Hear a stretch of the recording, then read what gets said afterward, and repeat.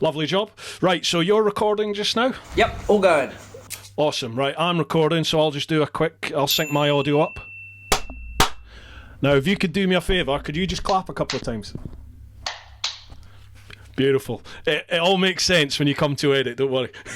How long is it? Because did you have to learn all of this? Because you're not like a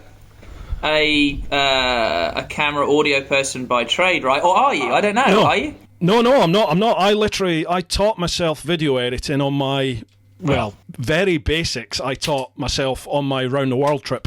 Yeah. Literally, I got to the Nürburgring and was staying in that. Cheers, by the way, Slange. Yeah.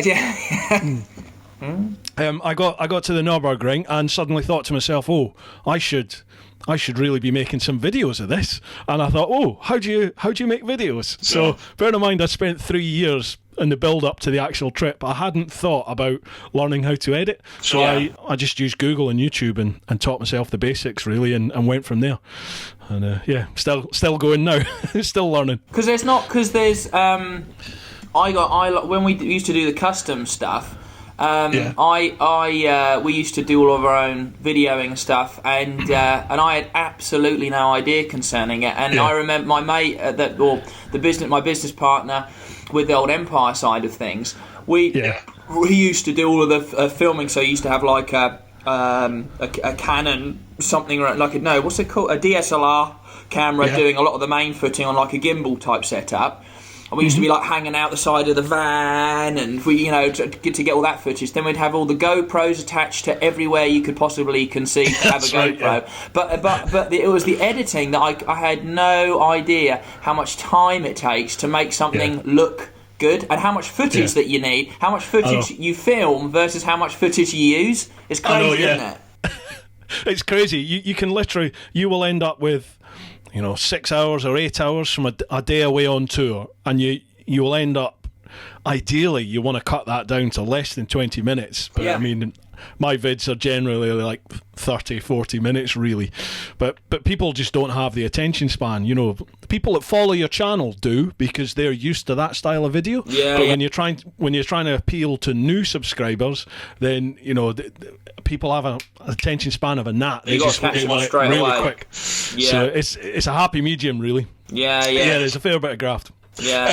Folks, I'll introduce you. This is Alec Sharp from the English Electric Motor Company, and he's very kindly agreed to come on board for the podcast this week, and we'll have a little chat about EVs, electric vehicles, specifically electric motorbikes. Absolutely. Awesome. Now, Alec has very kindly given me, he's the chap that supplied the Zeros that I've taken out and the Energicas when I've taken them out. And obviously you folks have given me lots and lots of questions about them, and I really don't know too much about it. Hence why we invited Alec on. He's very kindly agreed to come on, and hopefully we can dispel a few myths and get it straight from the horse's mouth, from the expert. What's the future? What's going on? Oh my God! No pressure. Yeah, no pressure at all. So first off, how are things? How's it all going with the world apocalypse that's facing at the moment? Yeah, I know. It's. I feel like the last thing on people's mind is going to be electric motorcycles right now. Or motorcycles. That's a lie, because I guess with all this amazing weather we've been having, everyone's looking out their windows, just dying to get back on their bikes at some point. So fingers crossed, when it finally dissipates, we can all get back on, to some sort of normality. The first thing people will do is hop on their bike and go for a hammer about. But no, I mean, I guess it's the same. Sorry, that's my dog. Shush. I think there's no real difference between us and everybody else, in the respect that we've had to kind of shut up shop showroom wise. For the time being, but workshop was still open, and we've got a lot of because electric motorcycles are so good at being a commuter's vehicle. We've got a lot of guys who are key workers who are commuting, and therefore we can keep the workshop open and help them keep the bikes on the road. The fact is that actually doesn't require a huge amount of work, because there's, as we'll get into it, there's not a huge amount to keep maintained on an electric motorcycle or to go wrong. So it's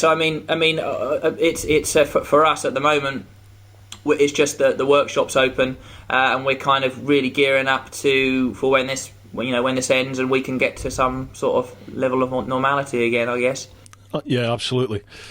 Yeah, and how about yourself personally? All family safe and well? Everyone good? Yeah. Funny, we Fantastic. had we had my grandma, who's probably she must be I don't know, 80 something. Yeah, 80 something. And and earlier on, about 2 or 3 weeks ago, when this all was really all kicking off, I rang her up and just to see how she was getting on, because no one had spoken for a while. And she picked up the phone and was like, "Hello." I was like, Grandma, are you all right? She's like, "Oh yeah, no, just a bit of a croaky throat, and I've had, I've been in bed for, sort of 2 or 3 days with a raging fever, but other than that, I'm absolutely fine." I'm going, "Are you what? And you haven't rung anyone, told anyone?" She's like, "I'm sure it's just a go." I don't know if you know what's going out, in the world, Grandma, but this could be something. She was like, "I'm sure it'll blow, it'll be fine." And it was. So, I mean, for a while there, we're like, not really sure what's going to happen. Then, yeah. So, but that's the only thing really that's happened. We live so far out the way here. Have you ever been here before? Have you? Have you been here? I haven't. No, I've not been to your HQ. No. No, we're well out of the way. So we're fairly isolated in the first place. But I mean, it's the first, like, almost the thing that it kind of hit home, like it could have potentially have been something, but it wasn't. I don't know what it's like. What's it like your neck of the woods? Is it serious? Like, well, yeah, we lost a neighbour last week, I think it was. A neighbour across I have a bit of a sort of village. It's a really nice little village where I live, and there's like a village common out the front here. Yeah. And across the way are some new houses, and sadly, one of the elderly ladies in there, she passed away. Was it last week or week before? Yeah. And that was from that. They had, ambulance turning up in the full chemical outfits when they went in to deal with it. Really? Yeah, but apart from that, that's the only casualty as such that I know of. I've had a lot of friends who've had it. Yeah. One or two were quite bad, had to go to hospital, but literally were in, got seen, and were sent straight out. Nobody's actually been admitted in there and had to stay for any length of time. Yeah. So yeah, those that have suffered with it have suffered quite badly, but not as bad as you think it's going to be. Yeah. I don't know. It's a weird one because like my missus and I, we both had. Just assumed it was like a bad cold or flu, but we've both had that sort of end of last year over New Year time. The sweats and feeling sore and really tired, but you just assume it's flu or bad cold or something. But who knows? No, but that's the weird. That's exactly the weird thing, isn't it? It could you could have had it and not even known about it, but it is what it is, isn't it? It is. You got to move on now, haven't we? It was just sort of. I'm kind of the mindset now that all right, if this is life, if this is what it is, then we've just got to adapt, and you've got to try and you've got to try and make business work now, haven't you? It's like, well, you can only go on pause for so long, and then you have to start thinking, right, how can we adapt to this, and how can we get things moving? Yeah, so exactly. That's the sort of mindset I'm moving into now, and hopefully it's only going to be for another sort of 3 weeks, a month or something, and we might start having a little bit more freedom. Exactly. We'll see. Yeah. No, but yeah, that's enough of the C word. Right, as usual, I put out on the social media, said that you were coming on, and people have risen to the challenge, and we have quite a few questions to be getting through across Patreon, Facebook, Instagram and Twitter, and I think some people have been tweeting you as well with some questions. Is that right? Yeah. Did you get that? Did you get the ones that I pinged across to you, or do I? Yes, I did get them through. I think a lot of them will be duplicated across the platforms. People tend to have the same. Is it range? Is it charging time? Pretty much. I should have just had like a board here with. Yeah, I know. Yeah. But with this crowd, sometimes you can get some pretty obscure questions. Yeah. Don't let me down, folks. I expect a few swingers in there. Let's see. Right. So we'll go on to, I'll mention it once, onto my Patreon. If you've not joined the clan yet, patreon.com/TeapotOne. So the clan members in here, we have Andrew Scott. When will touring on electric bikes be realistic?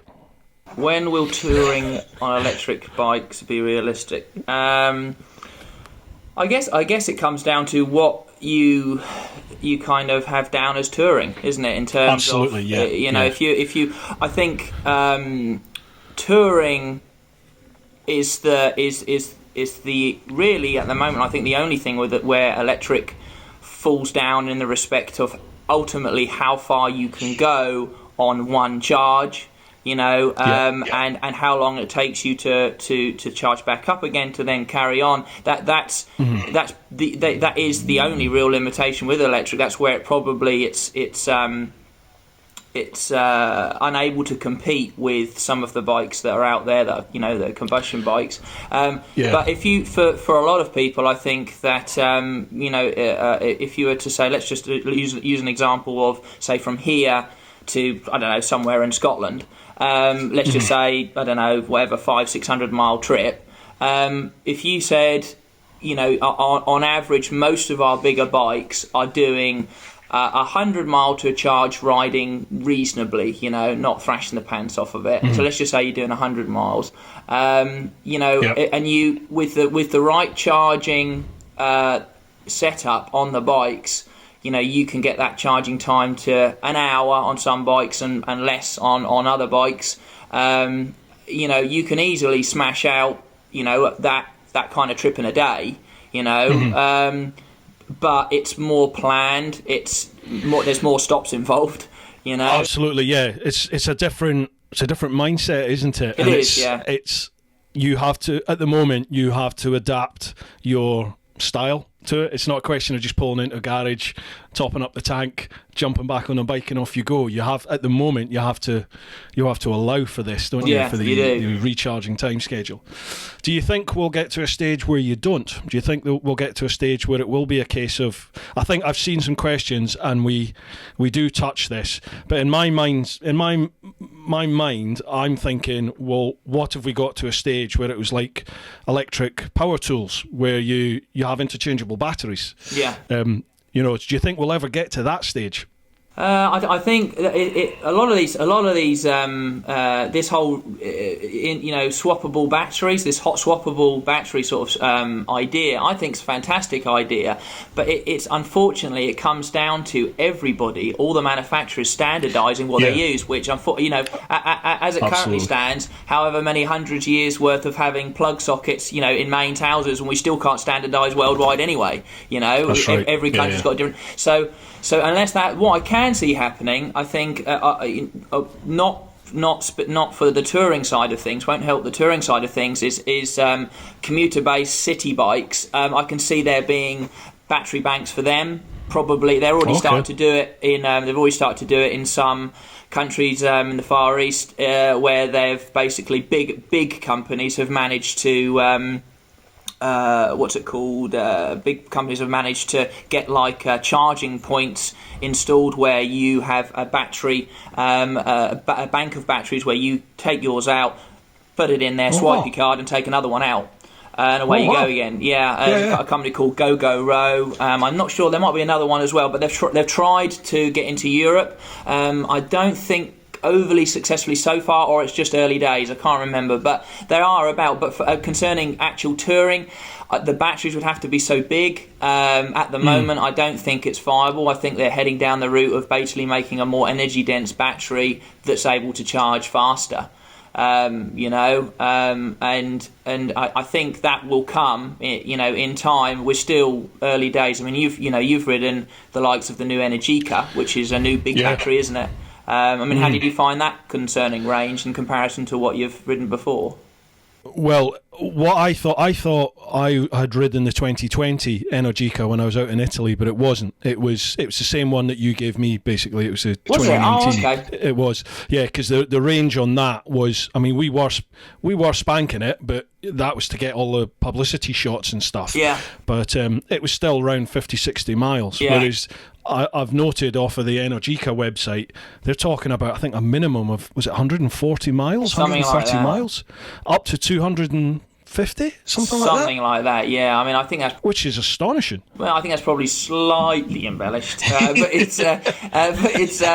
I would say, I mean, if you're basing it upon battery capacity that they're telling you, so the old ones are say 11 kilowatt hour batteries, and these new ones are like 20 kilowatt hours, so they're not quite doubling. Then, okay, but the weight is reduced, because that was the question. Everyone said, yeah, but it's going to be double the size of the battery, and they go, no, it's 10 kilograms lighter. Wow. So they've changed the tech completely in the battery to allow it to be a lot lighter and be a lot more energy dense, and retain the fast charging too. So that's a step towards in the right direction to being able to. Absolutely. Yeah. I mean, I think what this touring question really comes down to. What you do, are people only going to be, will only accept electric motorcycles as a viable touring alternative to combustion if you can do 300 miles on a charge and charge up in 5 minutes? Is that the point at which people go, that's acceptable? Yeah, I don't know. I think that comes down to what we were saying, that with electric alternative energy, you have to adopt a different mindset. Yeah. Because is it feasible to ever assume that it's going to have the practicality of internal combustion, of just literally topping the tank up and off you go? Yeah. I don't know if it ever will, just unless things like the interchangeable batteries, if that ever did happen. But like you said, logistically and just practically, there's so many variables to take into account there. But then I suppose if you look at it this way, with petrol and diesel, then there are umpteen different companies all producing that petrol and diesel, but it all has to be of a certain level, a certain chemical composition in order to work the engines, hasn't it? So they must have I don't know, but I'm assuming there has to be a set standard that 90 or 95 feel an octane level, that it has to reach in order for that to be acceptable. Yeah. So maybe they could do something similar in terms of these batteries. So this is set dimensions, I don't know, however it works. Yeah, absolutely. There is a level of these bigger companies coming together and working together, which they are, admittedly they are, but slowly, and I think almost unwillingly in some respects. So, for instance, say I'm a relatively new to all, to the charging kind of infrastructure in some ways, because I haven't seen it from a few years, maybe 5 years before. I don't really know what it was like, so I know really the charging infrastructure for the last maybe 3 or 4 years, but I do know that they're standardizing things in terms of the Type 2 fitment, the Meneke's Type 2 charging port. That particular fitment is this kind of standardizing across all the car chargers that you see popping up all over the place. Whereas before there was there is still a variety of other plugs, but they're kind of trying to all use one particular fitment, which is good. And then obviously that's what it needs. And then there's obviously the charging stations have a variety of outputs in terms of how fast they can actually charge the vehicles as well. But that's all. It was. Like for a good idea on that is, say, Zero with their outlook on you've got AC and you've got DC charging, and DC charging is all of the real fast charging, so that's like the Energica charging up in 20 minutes and that sort of thing. But there's far fewer stations that offer DC charging. They're usually on like motorways and stuff, and you'll see more of them come about because they're a lot more expensive to put in because everything's AC. So you'll see most of the stuff AC charging. So when Zero asked the question, why didn't they on the new SRF or the SRS, why didn't they have DC fast charging?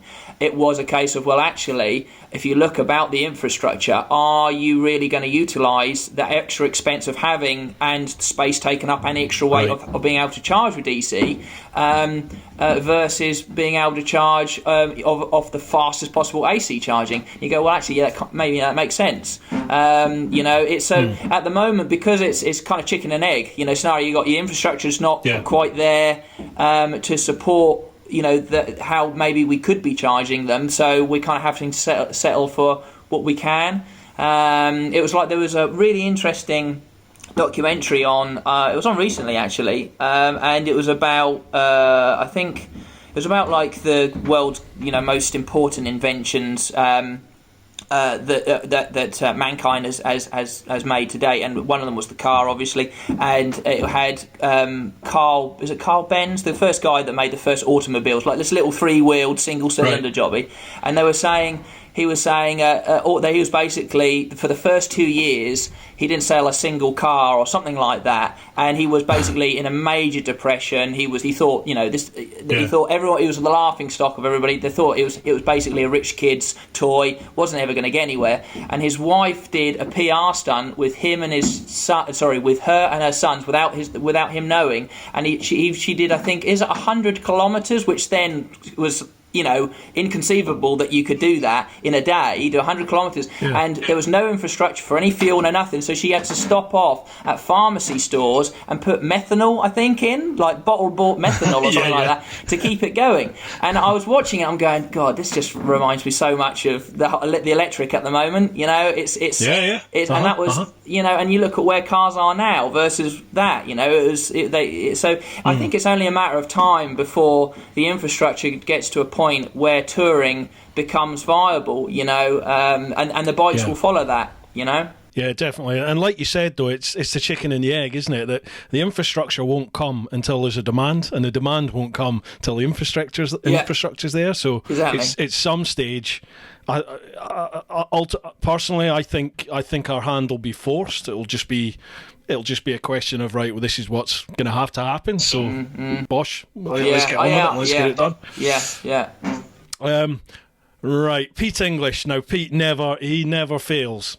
This one's a bit dark, he says. If someone gave you an envelope with your death date inside of it, would you open it?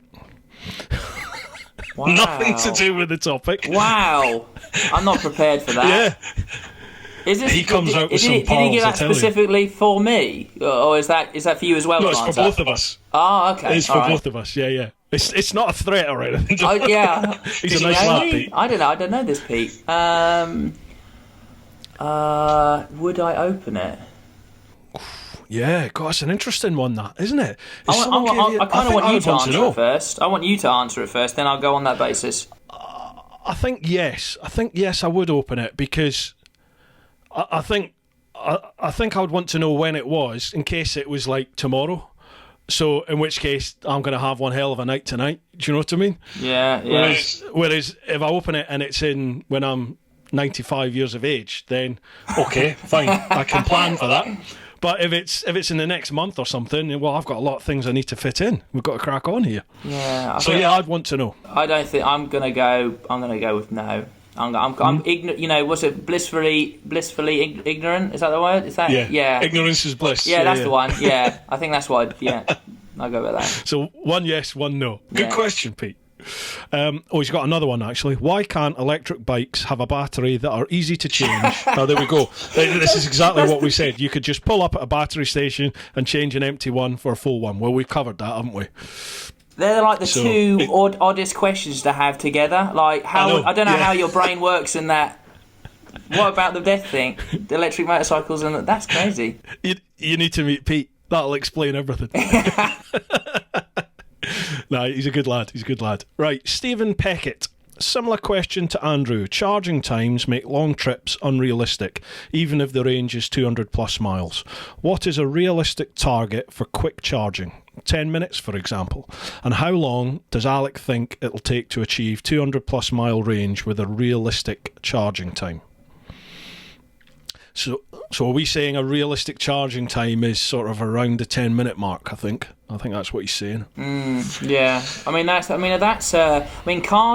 Cars are doing close to that. Some of the cars, I think, aren't they? Not they're getting serious amounts of what's it called? Charge time within charge capacity. What's it called?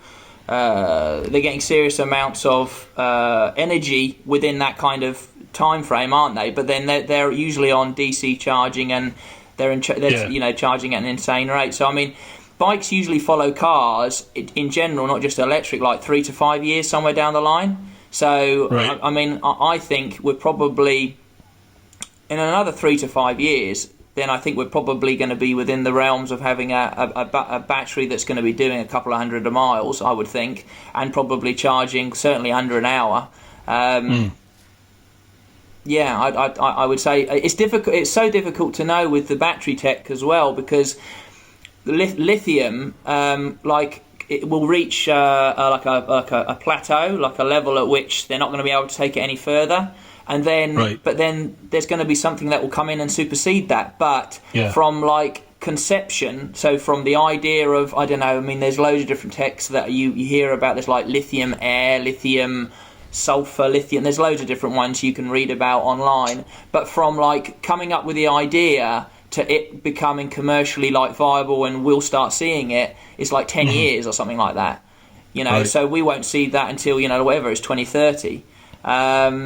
But yeah, I think within 3 to 5 years you'll start seeing. Well, actually, put it this way: we're at the NEC motorcycle show, whenever that was. When do they have that? November, is it usually? November.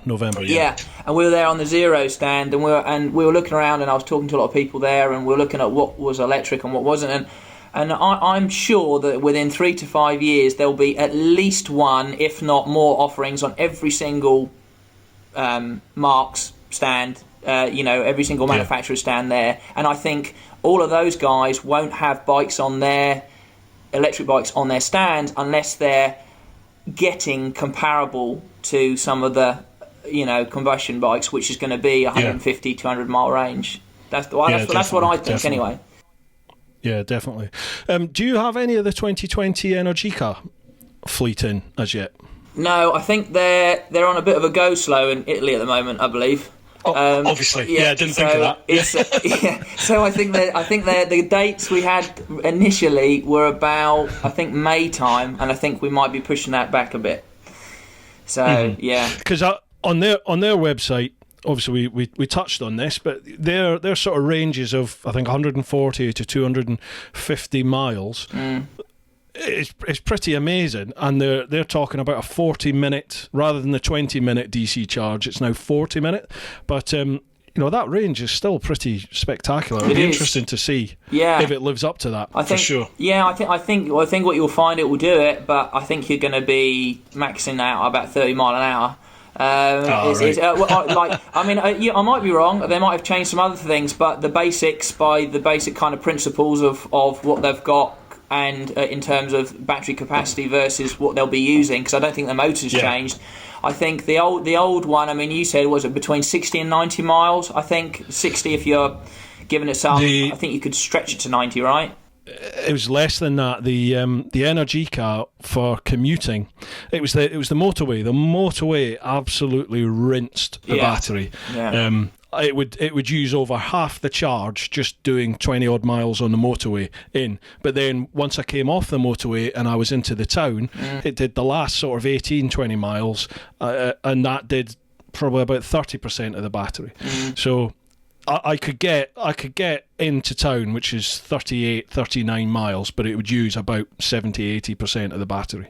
Really? Yeah. But then I took it for a run around the country roads. I did a video on it, like how practical is an electric bike, and I got about 70 miles out of it on backcountry lanes, and that was riding the same sort of way I ride a petrol bike, to be perfectly honest with you.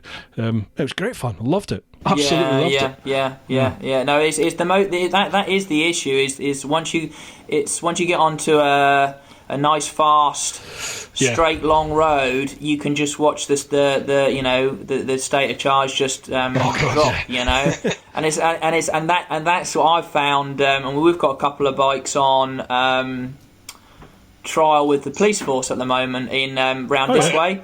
And I gave them all the spiel. I was like, okay, like, because they ride. I think they're all fairly fast riders, I think. And I gave the spiel. I was like, okay, just to make you aware, especially with a half-size battery, it's like an enduro bike. I said, right, just to make you aware that your range is going to be anywhere between 40 and 70 miles, approximately. But you will be getting towards 40 if you're giving it the beans. If you can, ease us up a bit, you can get closer to 70. But just be aware that if you see the state of charge dropping quick, all you got to do is adjust your overall speed by 5-10 mile an hour, and it will make a massive difference in how far you're able to get further. And they're like, no, got it, yep. And then I got a phone call like the following day going, Corporal such and such has run out on the A47. He does, and it's on 0%. He's having to push it back. I'm like, well, I did say that if you, no. yeah, I think what they think is like they get it down. You know, you can be right, and I did it. You'd be riding along at like 60-70 mile an hour, and you're watching it come down. You're like, oh, I've only got 5 miles to go. I've only got 5 miles, and you watch it coming down. It's coming down. You're like, it's okay. It's 3 miles.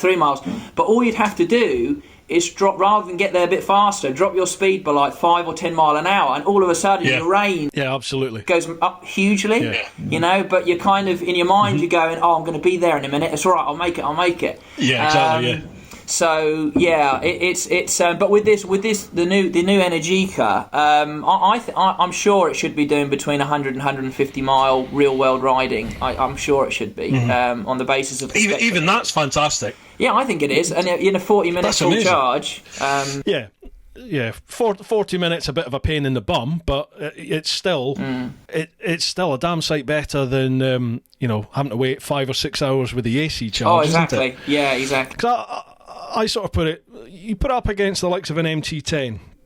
Well, an MT10, if you spank the nuts off an MT10, you'll get 70, 80 miles out of it. Touring, you can get maybe 120, maybe a smidgen more. And to refuel that is literally just fill up the tank and off you go. But range-wise, electric bikes are starting to overtake some petrol bikes. Yeah. It's just the practicality of the recharge, Yeah, it's the recharge, Yeah. Right, another one here. Steve Meeson. Do you think there will be a market for second-hand electric bikes, as I feel there could be some drama with dodgy batteries being palmed off on the used market? Yeah, good point. Well, it's a question we get asked a lot about the second-hand market, and all I can say is from our experience is that the second-hand market is incredibly strong with electric. We had some recent phone calls with other dealers and spoken with other dealers who deal with some of the brands that we deal with, and second-hand stuff, if they have any, just goes straight away. Even now, it's because I think. Awareness is growing in concerning people seeing more and more electric around them. Sometimes, like you said, they're having to be forced into riding electric, like with ULEZ zone and all that lot. I think, and I think genuine intrigue comes into it. They're just interested in it. But the thing that can put them off is the price, and which a lot of people. We can be at shows and especially around this way, because we call it a thing called Suffolk Price Mind, which basically mean that anything more than a fiver is atrocious. And so, so we're you go, well, this is a 10 grand, zero start as an example, start at 10 grand, give or take, and they're going, cool, bloody hell, that's expensive, isn't it? I'm going, well. Okay, well, tell me a new bike that you can get for under 10 grand that performs like this, as an example. And really, there isn't. I mean, again, if we just took, say the Enduro FX Zero 7.5 size battery, it starts at 10 grand. I mean, its equivalent is going to be like, maybe like a 450 KTM EX, one of the on-road ones. Well, they're anywhere, I think, between 8 and 10, maybe something like that. They're not a million miles off. But where people make the comparison, where people stumble on and can't get past the point, it's the value versus how far they can go in terms of like a charge. So they'll be like, but on a KTM I can do 150 miles, I can fill up in 5 minutes, then I'm on my way again. There's value in that for them, if that makes sense. Whereas they go, it's always a limiting factor, because it's a limiting factor for the electric. They feel like it needs to be cheaper. That's one of the stumbling blocks we always come across, and also because people perceive it to be, and I get it, a perfect secondary bike. So if you've got your bike in the shed, which you can smash out 500 miles out, no worries, in a day, don't have to plan nothing. But then to be also have space for your electric, which you can have an absolute hoon around on a sunny day for 50 to 100 miles, that's your perfect setup. But that bike should be 5 grand, but it isn't, it's 10. You know, that's the problem. But with second-hand stuff is when, you know, they haven't quite come down to half price yet, but some of the earlier, let's say, zeros now are coming up for maybe 3 years old. You know, they don't, for me anyway, I mean, I've got a waiting list of people wanting to get on electric and prepared, you know, to pay reasonable second-hand money, reasonable money for a second-hand unit, you know? Oh, that's interesting. Yeah, definitely. Yeah, I mean, it is a concern. I think when I've had a quick look at some of the questions that have been coming in, the battery life, like the battery cycles, all that sort of stuff, that seems to be a concern. Oh, thank you, dear. Thank you very much. Mrs. Teapot. Good work. Thank you. That seems to be a concern from people, is how long will the battery actually last in terms of cycling. I'm pretty sure there are some questions on that later on, and that was something that I got monumentally wrong in I think it was the last vid I did, the one where I said how practical are electric bikes when I took the Energica out, because I went purely off of the Energica website, and they had a set amount of cycles which they said. In fact, I've got the Energica site here. Let's have a little look. Technology, no. This is the how many times you can charge and discharge. Yeah. And I think it was whatever figure it gave. I'm just being bamboozled by figures when I look at their website at the moment. Whatever value they gave, I worked it out, and I thought to myself, well, if this is your main bike and you're riding it 5 days a week, say you're commuting on it, then obviously it's going to need to be charged every single night. Yeah. And I think I worked out that going by how many cycles they said it had, it was roughly about 3.5 to 4 years, and then according to them it would be like, well, that's the battery, get another battery. You know, I was thinking, oh blimey, that's pretty different to what I thought. 3.5 to 4 years. I thought to myself, oh, these things will probably go 5-10 years. I mean, have you got any experience in that, as in like how long do these batteries realistically actually last for? Yeah, I mean it's I mean, like I said, so I've been properly dealing with electric in the last like 3-4 years really. So like I can't, you know, I could blag it and say, you know, and say that it's something that I don't have any concerns about. But I guess, you know, there is a concern there, you know, to what we're being told versus what will happen, let's say in the next couple of years when these bikes are turning whatever 5-6 years old. But on the basis of who I've spoken to who have been in the, you know, particularly Zero, because they've been going till since about 2009.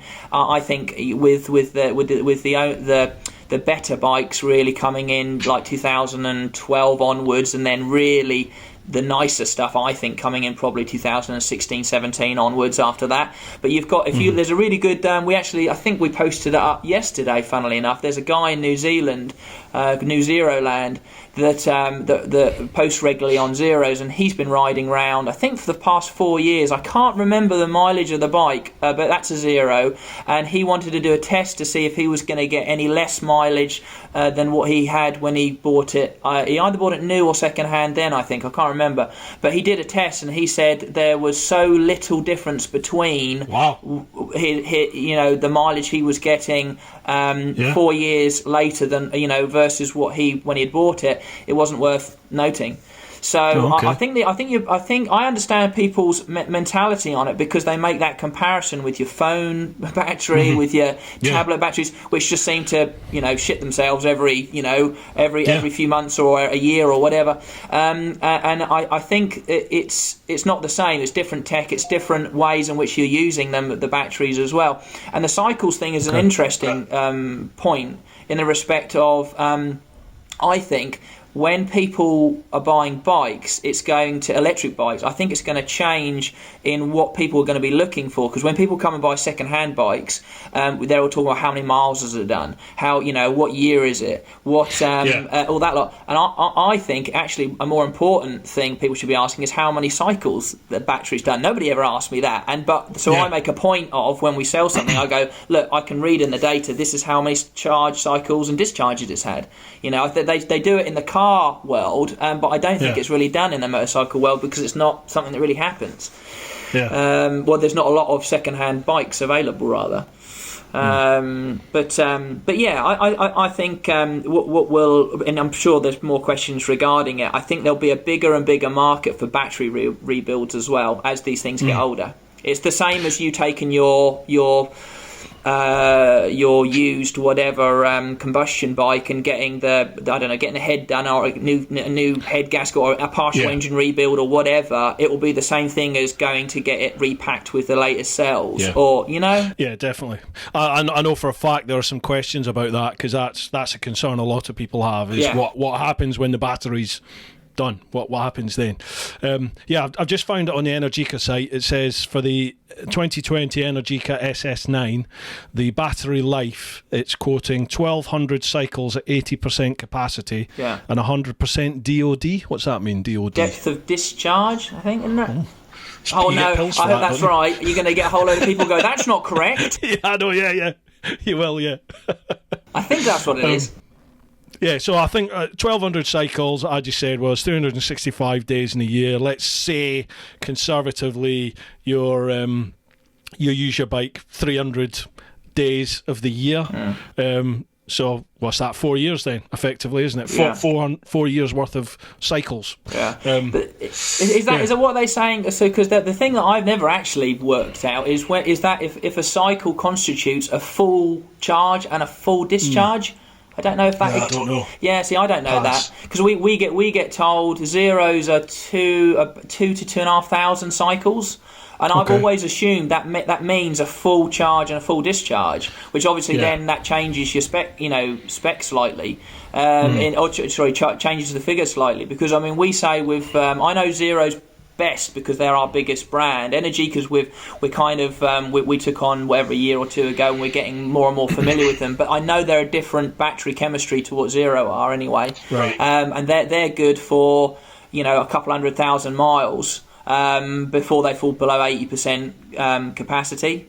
The Zero batteries are anyway, but I think they're quite I think they're quite careful with that as well. I think they're probably like this guy who'd been riding around. I think they're probably better, but they want to play on the safe side of things.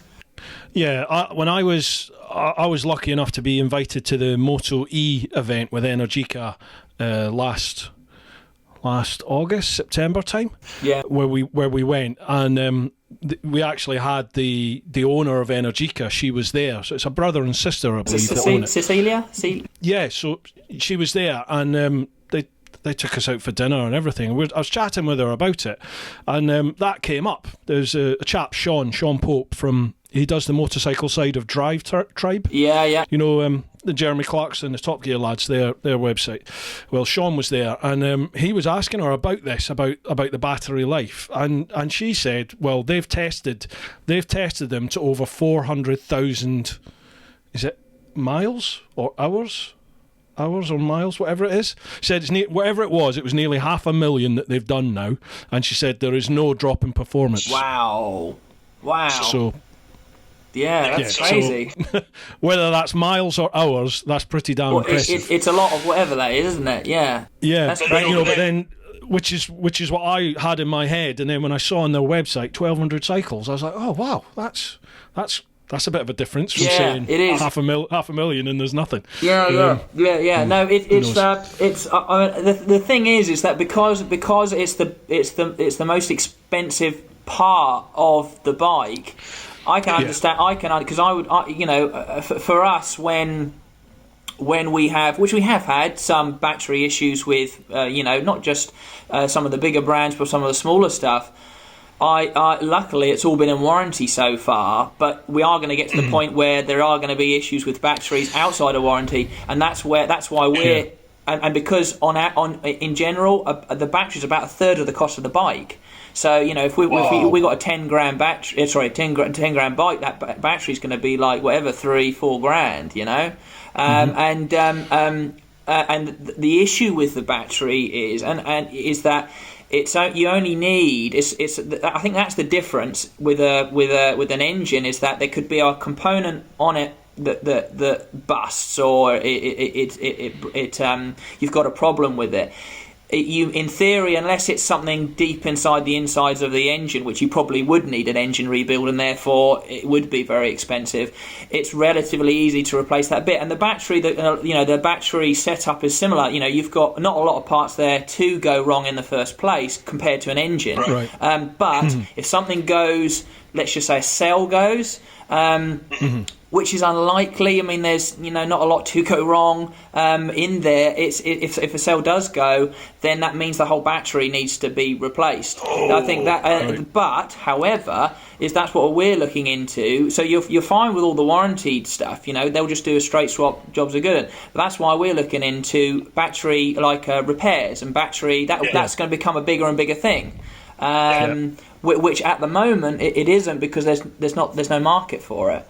But there will be. It's funny that the next question actually from Ethan Hardwick is exactly about that. With regards to how the bikes are powered, how long are the battery power packs viable for?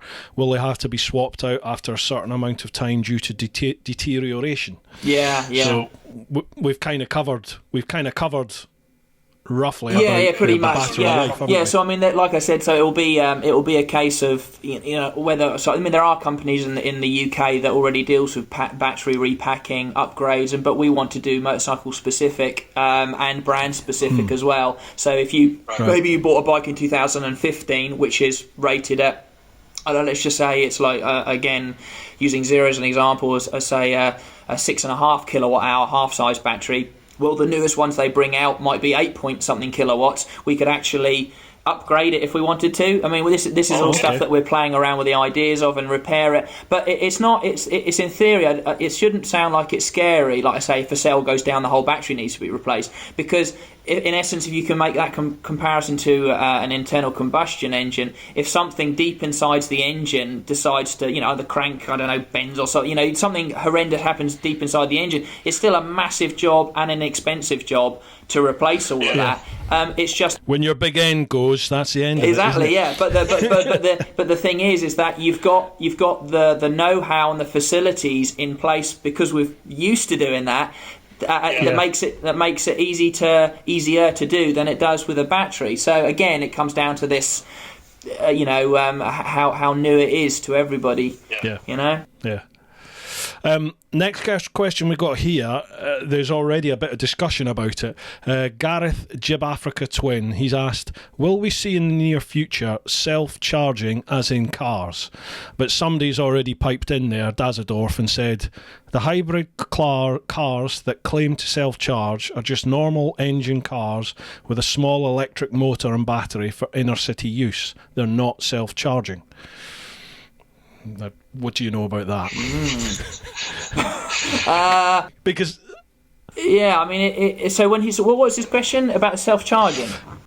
Yeah, will we see in the near future self-charging, as in you get in some cars say they're self-charging cars, don't they? Yeah. The hybrids. Because I know, both the Zero and the Energicas that I've had, they've had that regeneration on it. So when you roll off the throttle, it sort of puts a little bit of power back into the batteries, doesn't it? Yeah. So I mean, it's I'm not familiar with all of the cars. I know. I mean, we did a high voltage mechanical course. We've worked on a few of them, like the hybrids and stuff. But the regen side of things for the bikes work on the basis of using the bike's inertia to turn the motor into a generator and basically pump the battery, recharge the battery when you're not using it. From what I've gathered from people that use the bikes a lot, like long distance commuting and that sort of thing, and guys in the States as well, is that a lot of guys, they worked out the efficiency of the regen versus, let's say for instance, you go up a hill and then you use all the power getting up there, and then you freewheel and use your regen to then charge your battery back up again. And that was, in fact, that was one of the guys that were at a show, and he was like, because wait a minute, basically, if I'm in a hilly area, all I've got to do is get to the top of the hill, I come down, I'm fully charged, I go back up the hill, I don't have to charge up, right? I'm like, I think that's perpetual motion. It is. Yeah. Because it's at the moment, it's only a tiny amount, isn't it? The regeneration's just, I think I would maybe be lucky to get... I would maybe be lucky to get 1% in a trip into work. Yeah. Do you know what I mean? Yeah, I would see maybe 1% regeneration coming back. Yeah, basically. During my time at work. Yeah. I think you're probably right. I mean, I usually tell people it's actually that I think it's made part of the system, less so for energy recuperation and more so for riders' experience, to actually have that adjustability of engine braking, because a lot of people don't like having no engine braking, so to have that adjustability there, and you know how fierce it can be in the Energica, it can have you over the handlebars, can't it? If it's in... Yeah, it can. It's like you've hit the brakes. It is, yeah. I mean, it's almost like, they do the one pedal driving car, like electric cars now, where you just don't have a brake basically, and you rely on, you basically, this is go, and then you release and you slowly come to a halt. And I think that on the Energica, I mean, I don't know about you, but I hardly touch the brakes. You control it all on the throttle. It's very smooth. Yeah, it is. Yeah, but the regen side of things, it's I'm speaking to a few guys and looking at what their take on it is. They seem to think that you're actually, if you're talking about energy efficiency, if you went up this theoretical hill and you were coming down, you'll actually go further with no regen on, allowing gravity and you to freewheel, there being no friction against you trying to recoup the power, because obviously you're going, the more regen you put on, the less further you're going to go, more resistance. The more resistance you'll have. But they reckon that the power that puts back into the battery is less than how much further you'd go without any resistance. If that makes sense. Oh wow! Yeah, I know. Mind blowing. Yeah, isn't it? Yeah, these are the sorts of conversations that I have, like with some of the guys. So I have this is one of the things completely off topic, but we come to a show and I could be talking to someone who thinks that it's perpetual motion that I'm selling versus someone that are telling me how actually it's more efficient not to have regen on, and that's the kind of things that I deal with when we're at shows and stuff. It's crazy. Just stand there like the glazed look on your face. That's why I'm drunk at most shows if you ever see me. But yeah, I'm saying nothing. I never touch the stuff. So, How are you okay on your phone? Are you still recording? Yeah. I've got it plugged into a power bank, so it should be all right. Oh, fantastic. Good stuff. Right, one from Haggis here. Alec, would you recommend an electric bike to a relative to buy now as opposed to a traditional petrol engine, or wait until they are developed more? Ooh, this is putting you on the spot. Yeah, because obviously you want to buy one now, obviously. Obviously. No, so there's motorcycle salesmen saying you need to buy one now, and then there's like actual... If I was looking at buying a motorcycle, what would I buy? I think, in all honesty, if I have a particular purpose for but let's just say commuting, I can't think of a better bike to commute on. Genuinely, I cannot think of a better bike. Agree. If we're talking about wanting to do other things, whether that is off-road or you want to go touring, I think electric can do it.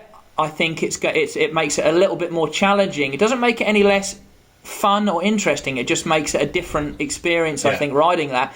But in terms of waiting, we get this asked a lot about, in terms of how long have I got to wait till it gets to this point, or how long is it going to be till they get here, or when do they going to come down in price? And the ultimate answer to all of those questions is the sooner that people buy and the more people that buy, the faster the tech will advance and the cheaper they will become. And so, it's all well and good waiting until this comes about. But the fact is that if everybody kind of dives in there and becomes part of this, even in a small way, it's all going to speed it all up. That would be my answer to it.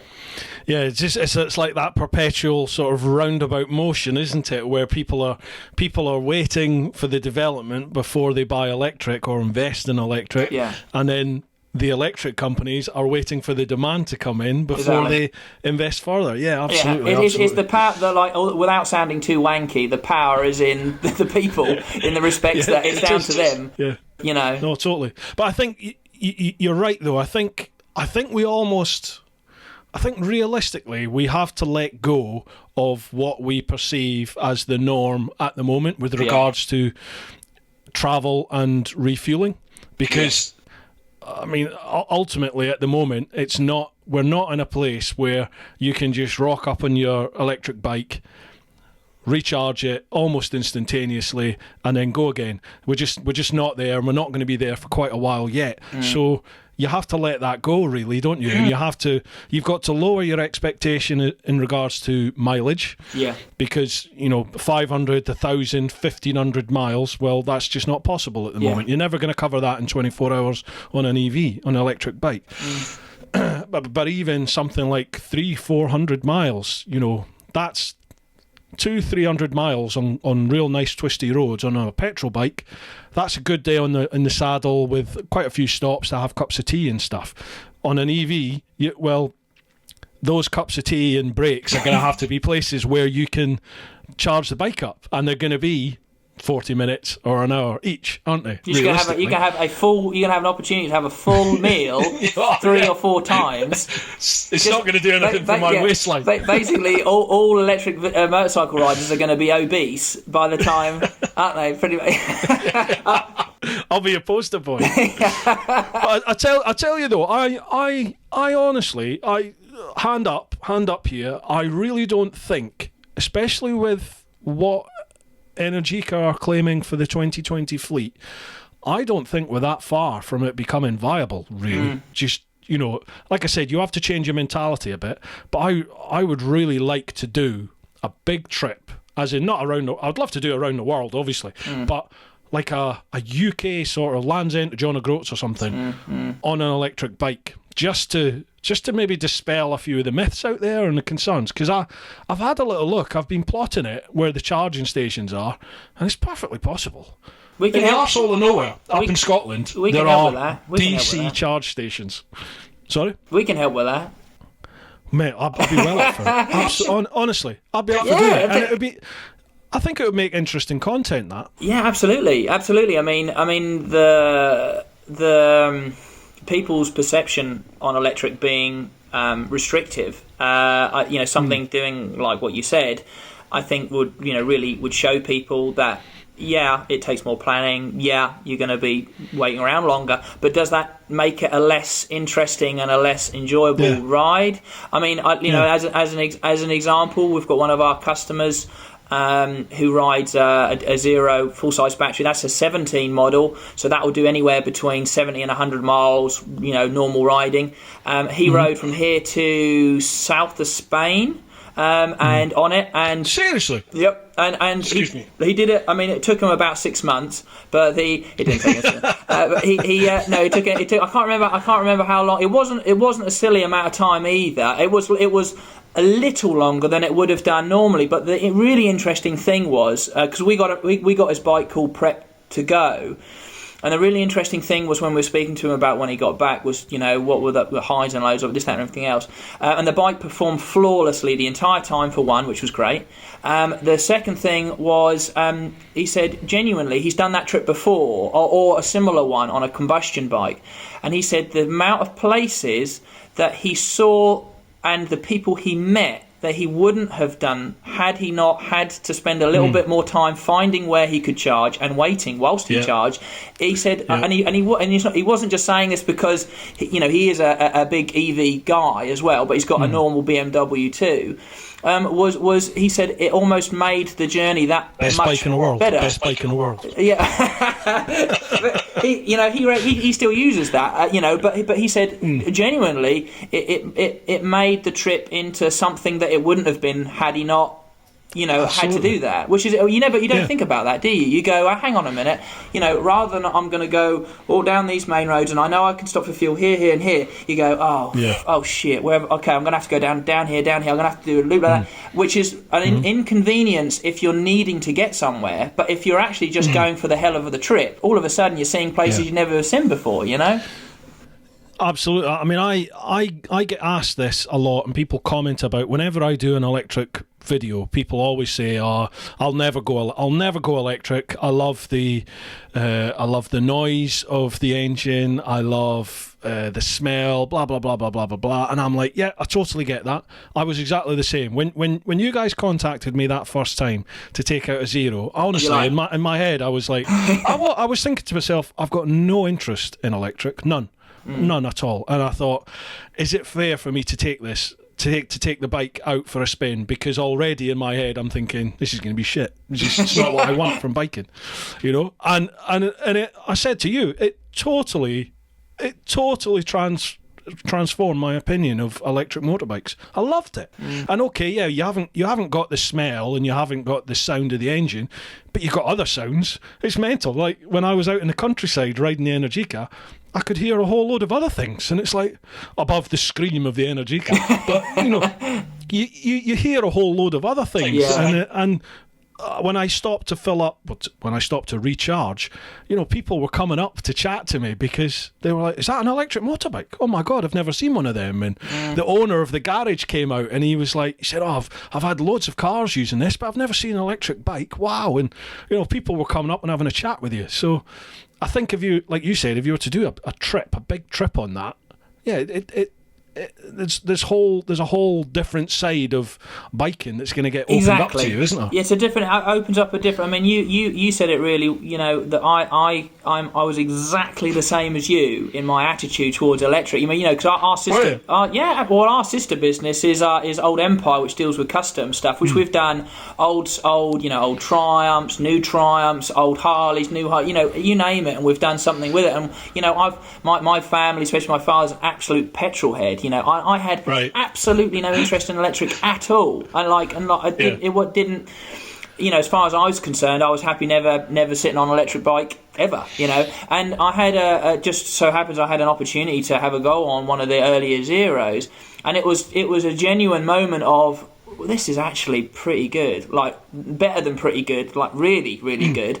And then after I kind of really thought about it, I was going, well, why do I like? I mean, I massively overthink everything anyway. But I mean, I really, really thought into it, and I thought, why do I like it? Because there's not no sound. There's a different sound. There's no vibration. There's none of that. And then when I really looked into things, I think, well, actually, for everybody rides for a different reason, whether that's social or whether that is the noise or whether that and a combination of all of these things. But what I realised was that a lot of the things that I thought was the reason why I rode and I like to ride motorcycles, which was the sound and the vibration and the all of that lot, was actually not really important to me. What I really enjoyed was the actual riding, this feeling of the sensation. Yeah, the sensation of it, exactly. Yeah. Absolutely. That for me, that sold it for me. And also the idea that, and I think it's important people understand that, well, for instance, people like myself who come from a background of combustion stuff anyway, like everybody does, everybody who's it's still all around us. It's important for people to realise that we're not like here as the people that are trying to take away combustion from everybody, because we still love it and it's still going to be a huge part of it for an entirety of my lifetime. But what will happen, and it is inevitable, because you only got to look at what's happened in history when a need has arisen for another form of transport to come in, whether that be to do with the environment or whether that to do for the economy, whatever, is that slowly the other one dies away. It's not like, and it doesn't mean that it's all of a sudden replaced. It doesn't mean that it's banned or anything like that. But very slowly it becomes less and less viable to run vehicles like that, and I think I honestly think that's what will happen. And my conversation I usually have with people is that look at the steam engines, look at all the steam stuff and all that. Now that's everybody, that almost everybody you speak to who goes like a steam fair is in awe of these steam engine stuff. That was every day. For every, at one point that would have been a common cutting edge technology. Yeah, exactly. Yeah. But now it's there for enthusiasts to look at and think. And I'm not saying petrol cars and bikes are going to be. You're not going to have your BMW GS, at a country fair, with an old boy in front of it starting up for people. But so in decades down the line, they're going to be perceived as people going, God, you used to put flammable liquid in that, and you used to, and then sit beside it. Yeah, with the cigarette on the go. That's inevitably that will be happen. So it's not. It's. I think it's important that people like you did, it'd be open-minded enough to have a go, Absolutely. That's what I say to everybody, everyone that comments on any of the videos saying, I will never, over my dead body, I will never, ever buy an electric bike. I say to them, ride one.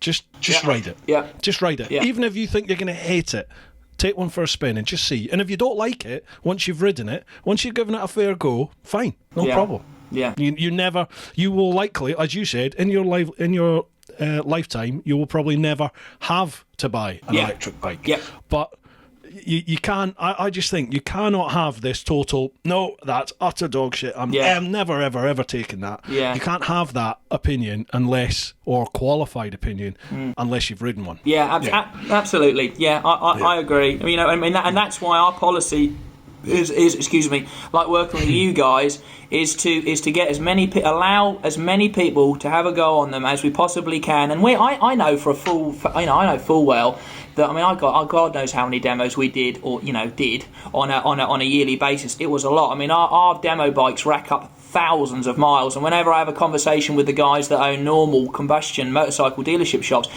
they're like sickened by the fact if their bike goes over like 250 miles the next demo, and ours literally have like thousands of miles. But I cannot understand having a demo here not doing anything because right at this moment in time, people need to get on them, they need to try them and see what they. And it doesn't care, I don't care if they come back and go, "That's an absolute heap of tud." But I have never had that, and I've demoed some pretty straight down the line guys that would have told me if it was utter dog crap, and I haven't had a single person come back disappointed with the ride. I'm not surprised. I really aren't. Right, Michael Wright. Why change the drivetrain to electric, something that is damaging to the environment in its production and ultimately its disposal, when the technology is available to change the fuel utilising CO2 to something that is as good, as if not better than petrol, with no pollutants when used? Is he talking about hydrogen? Hydrogen, I should think. Assuming.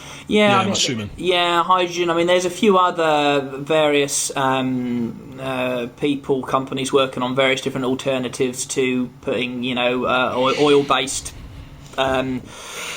refined products in your combustion engine. It kind of, there's an element of that. It kind of makes sense that everybody's already driving around in these things. Why don't we just change the liquid that we're putting in them to far more sustainable, environmentally friendly ones? Don't get me wrong. That makes sense in a lot of ways. But I think what has to be said is that for me, there's the basic argument is this efficiency side of things. So if we're talking about efficiency, and this shocked me when I looked into it. It's like your newest brand spanking engine to come out of any factory, whether that BMW or whether that's Audi or whoever that's making that. A combustion engine is like at very best something ridiculous like 30% efficient at the fuel you put in versus the energy you get out. You've got like 70 to 80%. Seriously? Yeah, you look online, honestly, it's diabolical. Wow. So you think, and as it gets older, it gets worse and worse. But the fact is that any of our bikes here, whether that be a children's little kiddie off-road bike to one of the big full-blown sports bike, If you the energy that you put in that, 100% of the energy you put in that, you're getting 99.9% efficiency out of it. Because seriously, because you haven't got any of the waste in heat, in moving components in there. In a motor, in our motors, that you've got 2 bearings, a shaft, and that's it, pretty much. It's direct drive, so you haven't got a gearbox on a lot of these bikes as well. So for me, that's my base argument, is that yes, you can go down this route of stretching out the life of all these engines and stuff, all the combustion engines, and who's to say that's wrong? But maybe there is merit in doing that for a period of time. But why, on the basis, would you spend all that time and money when the fundamentals of an electric motor are so much more efficient, than it is in combustion? So that would be my argument, for one, anyway. I think, for me, one of my main concerns about electric is, and I've said it a few times, in that at the moment I don't think electric is the answer to our environmental issue. And I might be wrong in that, but my understanding is the production of the batteries, and then the disposal of the battery, is far more damaging to the environment, is it not, than for example petrol? To actually produce these batteries, from what I've seen, and again I could be guilty of falling for the anti-electric propaganda, but when I've seen documentaries and articles and stuff about production of batteries for electric vehicles, they always cut to this expanse of devastated countryside, which has just been stripped of everything, and then literally at the end of it, this weeping, bleeding battery oozing chemicals back into the ground. I mean, is that accurate or not? It is. I don't know. It's I think it's difficult. Honestly, I've read entirely the opposite. But this is the difficult thing, is that I feel like, in being in a position like you or me, and most other people, is you're trying to sift through, trying to find what actually is the truth. It's very difficult. You're undoubtedly being fed, for all the guys that that make all their money, like the oil companies and all these other guys, the car manufacturers, that electric is bad and we need to hang on to combustion. All of this one side of thing, and then obviously on the other side, you've got all these new guys coming in, and all the guys that make all of the that mine all the lithium and everything else that goes with EVs, that are pushing it the other way, and obviously all the climate change activists and stuff all pushing it, are sided with one people and versus the other, and so it's very difficult, I find, to make, like with most things, have an educated opinion on something like that when you really don't know the facts. But the facts that I got from it was that which I was amazed by, that lithium itself is 100% recyclable. So the lithium is, every single bit of lithium that goes into a battery, which is a small proportion, but supposedly, is, you can get that all back, and you can recycle a battery. But unfortunately at the moment it's more expensive to recycle a battery than it is just to dig the raw materials out of the ground, continuing to do that. So I think it's one of those things that it's again, chicken and egg to a certain extent, that once we get that kind of demand, we are gonna be looking elsewhere to sustain battery tech and improve it, and along with that we'll become making it a renewable industry as well, repacking batteries and all of that will come. I think at the moment, because we're at the beginnings of things, I don't know enough about it. I'm sure there'll be people watching, listening to this, that maybe do. But as far as I'm aware, there's the opportunity far more with electric than there is with combustion, pulling a liquid out of the ground and having to refine it, and all the transport logistics of everything, getting that liquid all about the place. And there's far more waste and emissions and everything dealing with that infrastructure than there is with electric. And for me, a real fundamental thing is that electric, anybody can can make their own electric. Anyone can have their own solar panels, their own little wind turbine, their own little power wall or whatever. They can do it themselves. It's very difficult. You can do it. I've got friends that do biodiesel and stuff, or used to, but it's a pain in the arse trying to make your own fuel. I know that, and they always end up gumming up all their fuel filters with bits of chip fat, and their car stinks of the local chippy as well whenever it comes by. You know, it's that you can do it, but it's so much cleaner and more efficient. Admittedly, more expensive at the moment to get a solar, wind, etc. setup, but you got to look at not where we are now, but where we're headed. And for me, electric is a far more long-term viable option because it's so much. It's so much simpler. It is. You can't. You're taking raw energy from all around us, whether that be wind, sea, and you're turning it into something you can put in a bike, a car, and run it without any kind of emissions at all. Whereas, that for me, that sold it to me. You know. So I mean, I can't comment on the ins and outs right now of the the batteries. I mean, for us, we don't, all our batteries we're keeping, and we're trying to, like I said, we're trying to work at recycling them round, giving them a second life. Yeah, I've had people comment on this before when I've said exactly what I've just said to you, in that I wasn't sure if electric was going to be the future because of the environmental impacts of its production and its disposal. People have then counteracted that in comments and said, but the batteries aren't dead at the end of their life. You said that they're then incorporated into power walls? Powells, yeah. Yeah, and they can be incorporated into home charging stations and all different of other things. Yeah. And they said the battery never actually will die. It will always be of use. It's just its efficiency gets reduced. Yeah, correct. And then as battery technology develops, then obviously there'll be less and less and less degradation in that battery. Yeah. So, yeah, it is interesting. I'm sure there will be more questions about that as we go. Yeah. There's quite a few duplicate questions here. Dazadorf, due to Honda current patents, I take it that must be patents, due to Honda current patents that was shown in motorcycle papers online, do you see a line where electric vehicle motorcycles will mainly be used for city use and short commuters?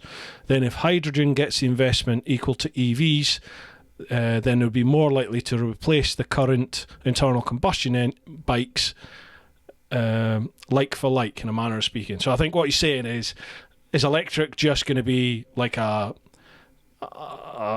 a means of transportation for commuting, short-term commuting type stuff? Yeah. And then as the demand grows, will hydrogen get the investment to become the alternative to internal combustion?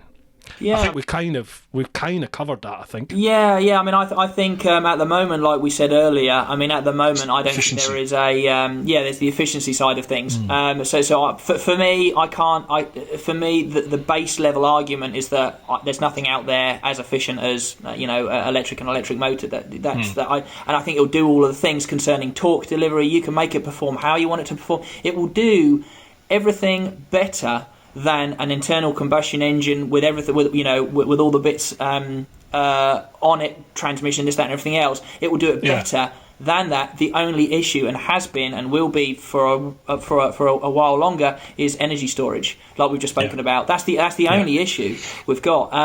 But in terms of what we've said in terms of electric in inner cities, right now, I think that's really where it comes into its own. Electric scooters. We sell a lot of electric scooters primarily into inner cities. I did a fair bit in the countryside as well, but a lot in the inner city because, again, they're easy. removable batteries like we spoke about earlier. You take it out, you take it inside. You can charge it at work. You can charge it at home. Is that what they've got? Yeah. So I didn't realise they did that. Wow. Yeah. They're really, really. They're so easy to use, and with a removable battery, it also allows you to. Easily upgrade, easily add an additional battery in for some of our models that we have. So for city commuting, I would say right now, I mean, most of the bikes we're dealing with have a 30 to 40 mile range, and if you look at a lot of the mileage that say even like a delivery driver to a certain extent. I mean, I know a lot of guys in the inner city who are like Deliveroo and stuff. They're moving more and more onto electric because they're able to say have a battery on charge at where they're picking up from all the time, and then a battery in their bike. And if they've gone beyond that 30-40 mile range limit, then all they do is just swap it over, put the other one on charge whilst they're out and about. That's charging, easy peasy. I mean, that's basically the holy grail, isn't it? That's what we want and need for the bigger bikes. Yeah. So, I mean, what's stopping them doing that? It'll be like this big battery. Oh, right.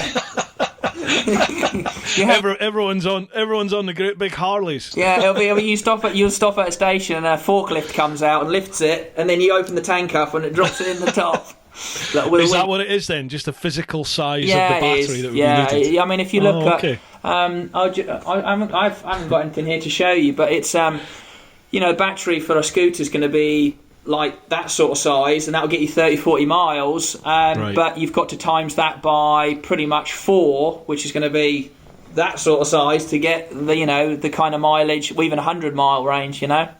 Wow.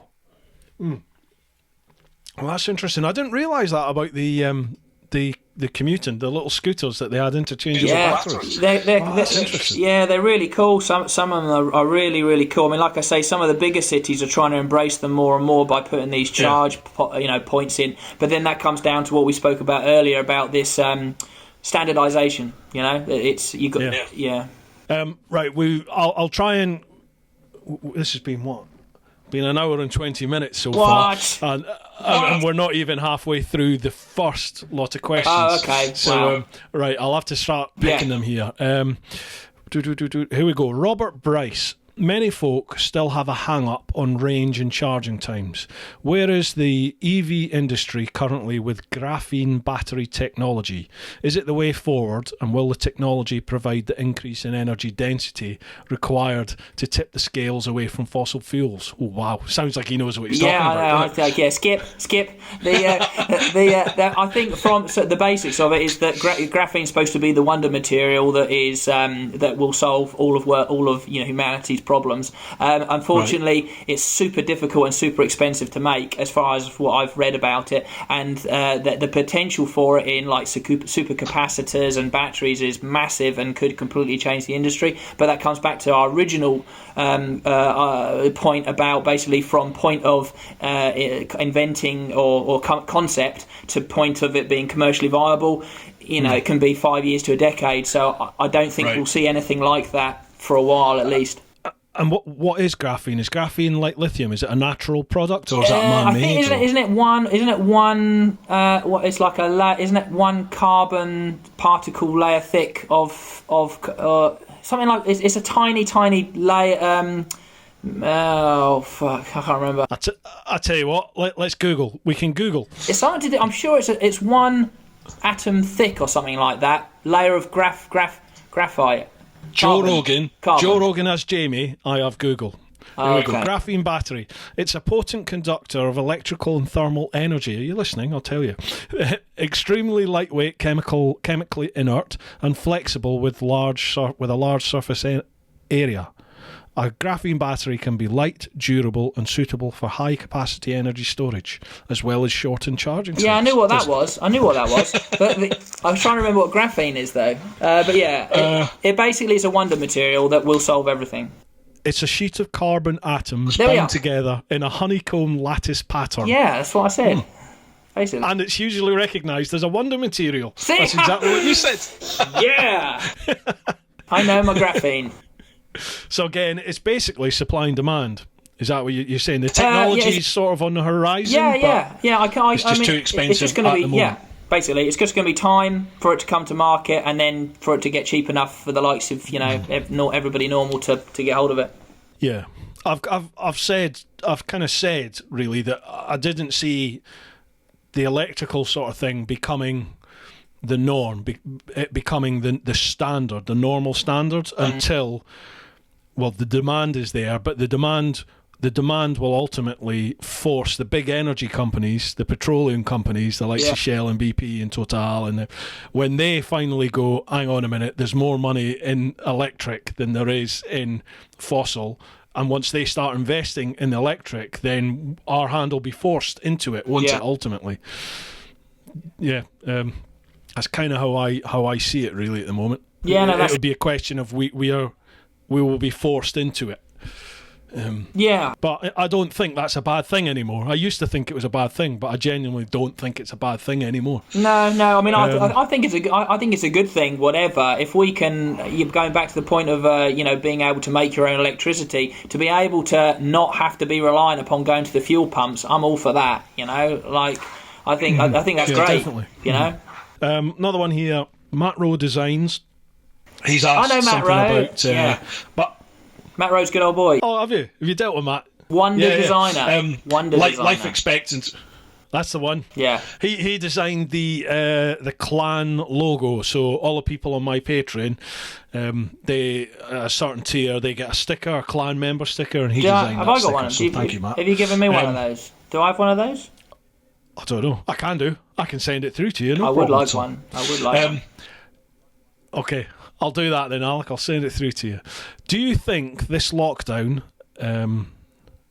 or the thing? All right, okay. Do we think that the coronavirus will influence the sales of EVs? It's cleaner air encouraging.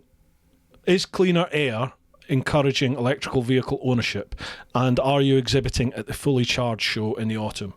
So yeah, obviously a lot of remarks have been made, aren't they, that the air seems to be cleaner because there's less traffic out there. Even already in sort of 3-4 weeks that there's been a reduction in traffic, it seems like air quality's gone up. Do you think that might start having an impact on people moving to electric?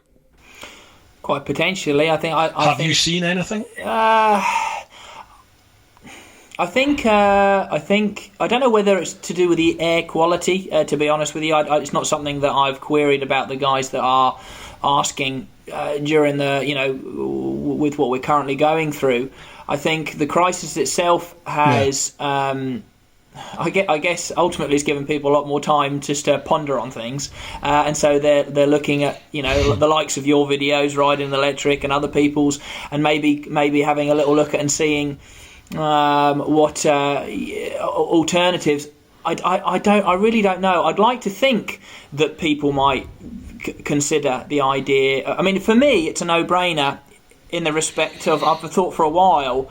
Of you look at some of the huge cities, especially in the east, that you see the levels of smog and stuff that they have there, and you go, how is that one sustainable for any kind of population living there? And the rates of asthma are insane that they have there, aren't they? It's some ridiculous figure of people that have asthma in a lot of inner cities, and they put that almost predominantly down to the fact that because we can't see it, but it's there. Is this the emissions that come from cars? And I bet you that this will be a conversation that would be have, I don't know, in 50, 100 years time, when they go, were they idiots? They didn't think that was going to be bad for them having 100 cars, on a packed street, and they had people walking by with children and stuff. That it's one of those stupid things that we look back at, like the Industrial Revolution. We had kids with steam engines, with their hands inside, and we go, they're stupid or something. I'm sure that will be how it is. Yeah, true. Another one here, Tony Hannum. How have you overcome battery drain from hot and cold weather, like most batteries suffer from? It's a lot of it's to do with the insulation on the battery, I believe. I mean, we don't actually suffer with it hugely with the bikes that we sell. I mean, we get anywhere between 5 and 10% degradation on the overall range of the battery, and that's only if it gets really, really cold or really, really hot. So most of our batteries work best at an ambient temperature about 20 degrees, something like that. And then anything below that or above that will very incrementally affect the performance of the battery. But it's got to be really, really cold or really, really hot to see a big difference in performance.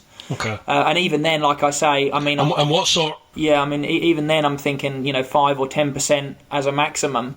You've got... There are guys in, like, Norway or Sweden that, put like little thermal blanket wraps and stuff around their bike to keep it pre-warmed, ready for use. Yeah.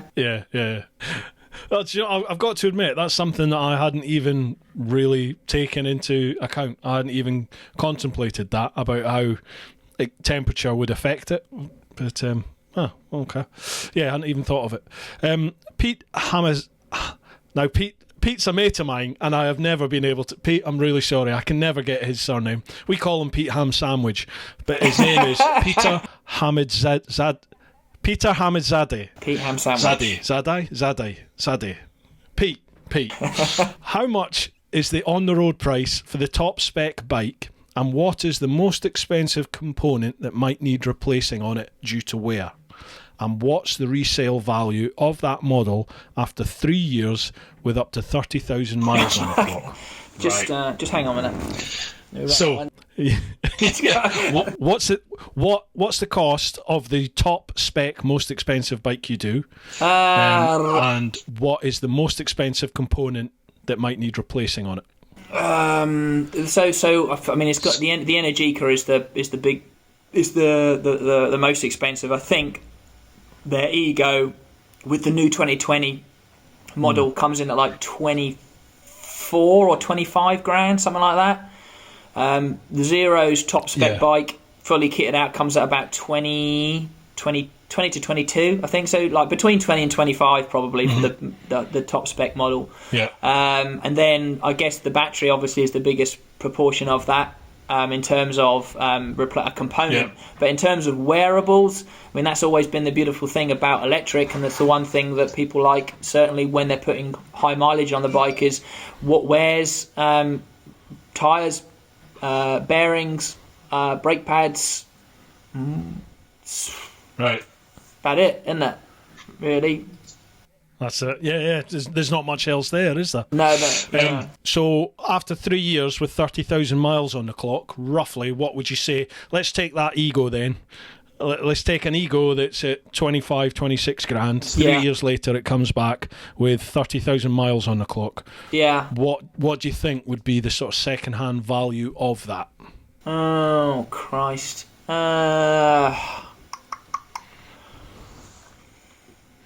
I mean, it's difficult to do that particular bike. I should have given a Zero an example, really, because I don't know with that particular bike. But I mean, I would think you would be looking at probably anywhere between 15 and 20, probably. Mm-hmm. Okay. I think. I mean, it's not bad then. No, I don't think it's not like half. It's not like half or anything like that. And I think a lot of it comes down to where we are with the market at the moment. There's this interest in second hand because people don't want to pay full price for it. So I think that's only going to get more and more. So I think the second hand stuff, if anything, will be better, more and more. There's going to be more and more demand for it, Yeah, absolutely. Right, Pete, answered your question. It's all right if I do. I don't mind doing it towards the end. But we're going to do a. We're because of the extra 3-week extended lockdown we're having. We're obviously having to think up new ideas of helping push electric, and also potentially getting some sales, but also helping out with everything that's going on. And one of the things we're only just kind of signing stuff off now, so we haven't released this. This would be the first kind of mention of it to anybody, is that all of our demo bikes, which are currently not being used for anything because we can't use them, obviously, we're thinking of, or we will be doing a big PR campaign, basically offering our bikes to people who commute, key workers, that is, to have them for up to a week. We'll at free of charge drop the bike off and pick it up from them as well, for them to one, have the experience of electric, two, help people key workers get to work, and that's something that we're going to do on like kind of a first come first serve basis. But we're going to put the call out first, and then see who we're going to kind of draw up almost like a questionnaire for people to see who's, because we've got like maybe 10 like good enough bikes for people to have here of various, from the small stuff to the big stuff. But we want to make sure we tie the right bike with the right person, if that makes sense. No, yeah, get you. So I don't know if that's something that I could mention at some point. Well, you can definitely. I mean, you just have if you want, because we're recording. But okay, let's sit down then. Yeah, cool. I mean, that is a fantastic idea. That's amazing. Yeah, that's what we thought. I mean, without it's got to be. We're obviously trying to keep things working. Ticking over with the business, which we are luckily. But from the sales perspective, we can't get anybody to the workshop to try the bikes, and it's almost a crying shame. Like I said earlier, our bikes rack up serious miles, and they're sat here doing nothing. I'd rather them out there, even if there is not, no real potential for sale, which there might be. The key workers might try it out and go, bloody hell, this is a great bike. That one, can use it, yeah. So yeah. All right. So when are you looking at doing that, like starting it? I think we're gonna roll that out probably next week sometime, and then with an email for people to kind of contact. But to be fair, if anybody's listening, I want you to just drop us an email to. You have a link on this anyway, won't you? There will be, mate. Yeah. But so it's just your website is, where are we here? Are you just English Electric Motor Company? Just Google English. I'll put a link down below, folks. But Google English Electric Motor Company. You're on Instagram. You're on Twitter. Yep. I think you're Facebook as well, aren't you? Yeah. So I mean, our email direct one to me is Alec. So ALEC at EnglishElectricMotorCo.com, and if you send that, or just go through the website www.EnglishElectricMotorCo.com. Send us a message if you are a key worker and you think that you'd like it's something that you'd like to have a go. And basically, we're going to filter through sort of if we get a load of inquiries, filter through them all. And because we're going to do it potentially week blocks, so if everybody will have them kind of like maybe 3 to 5 days. There should be the opportunity for good sort of 30-40 people to be able to, in the 3 weeks that we've got in further lockdown, to have an opportunity to try something. So yeah, awesome. Okay. Well, obviously, when you post stuff on your social media, I'll repost that across mine, and cool. Everyone else out there, if you've got a social media presence, please do us a favour, and if you hear this and we're still in lockdown, etc., then reshare that to your heart's content with anyone you think that might be applicable to it. That's a great idea. Awesome idea. Really is. Thank you. Yeah, cool. Right, where are we question-wise? Okay, Martin Bronze, last one from the Patreon lot. Martin Bronze, is it possible to go all 100% electric, bike and cars, with the lithium resources we currently have? What environmental impact will the production have? So as we are at the moment, could we go 100% electric across the board right now? Honestly, I don't know. I don't know what our resources are in comparison to the needs of everybody going electric. I would think that no, you couldn't. Honestly, if every single car was to be replaced equivalently with the battery capacity to get them, as far as they needed to, I don't think we would. I might be wrong, and you might get people, spout out and say so. But I think it's. That the question is better answered by the fact that there is there is enough electricity for us for everybody to go electric, because that's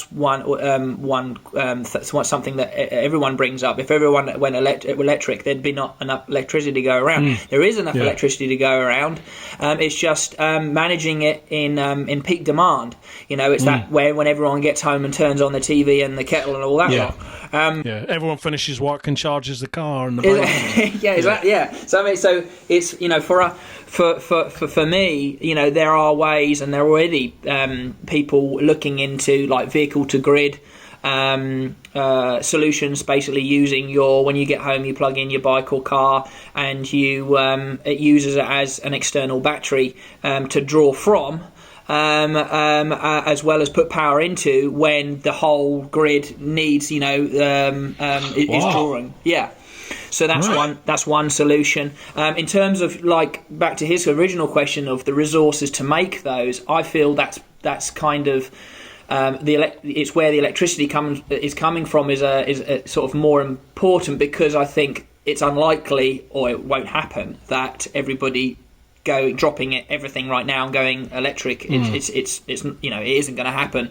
But by the time that we all have gone electric, which I think ultimately we will do to a certain extent, that we wouldn't have done so had we not found a suitable solution to do that.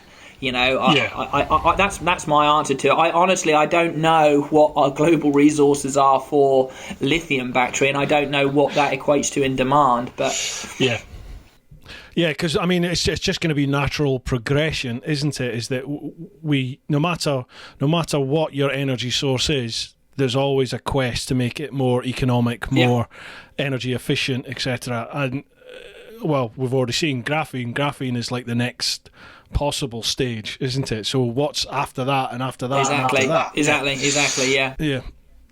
So at the moment, no, in terms of lithium for the batteries, but as you said, well, the electric itself is infinite, isn't it? Exactly. I mean, we can make that from the wind. We can make that from the waves. Wherever that can be generated. Yep. Yeah. Cool. Right. Well, that's the Patreon one's done. We're now over onto Facebook.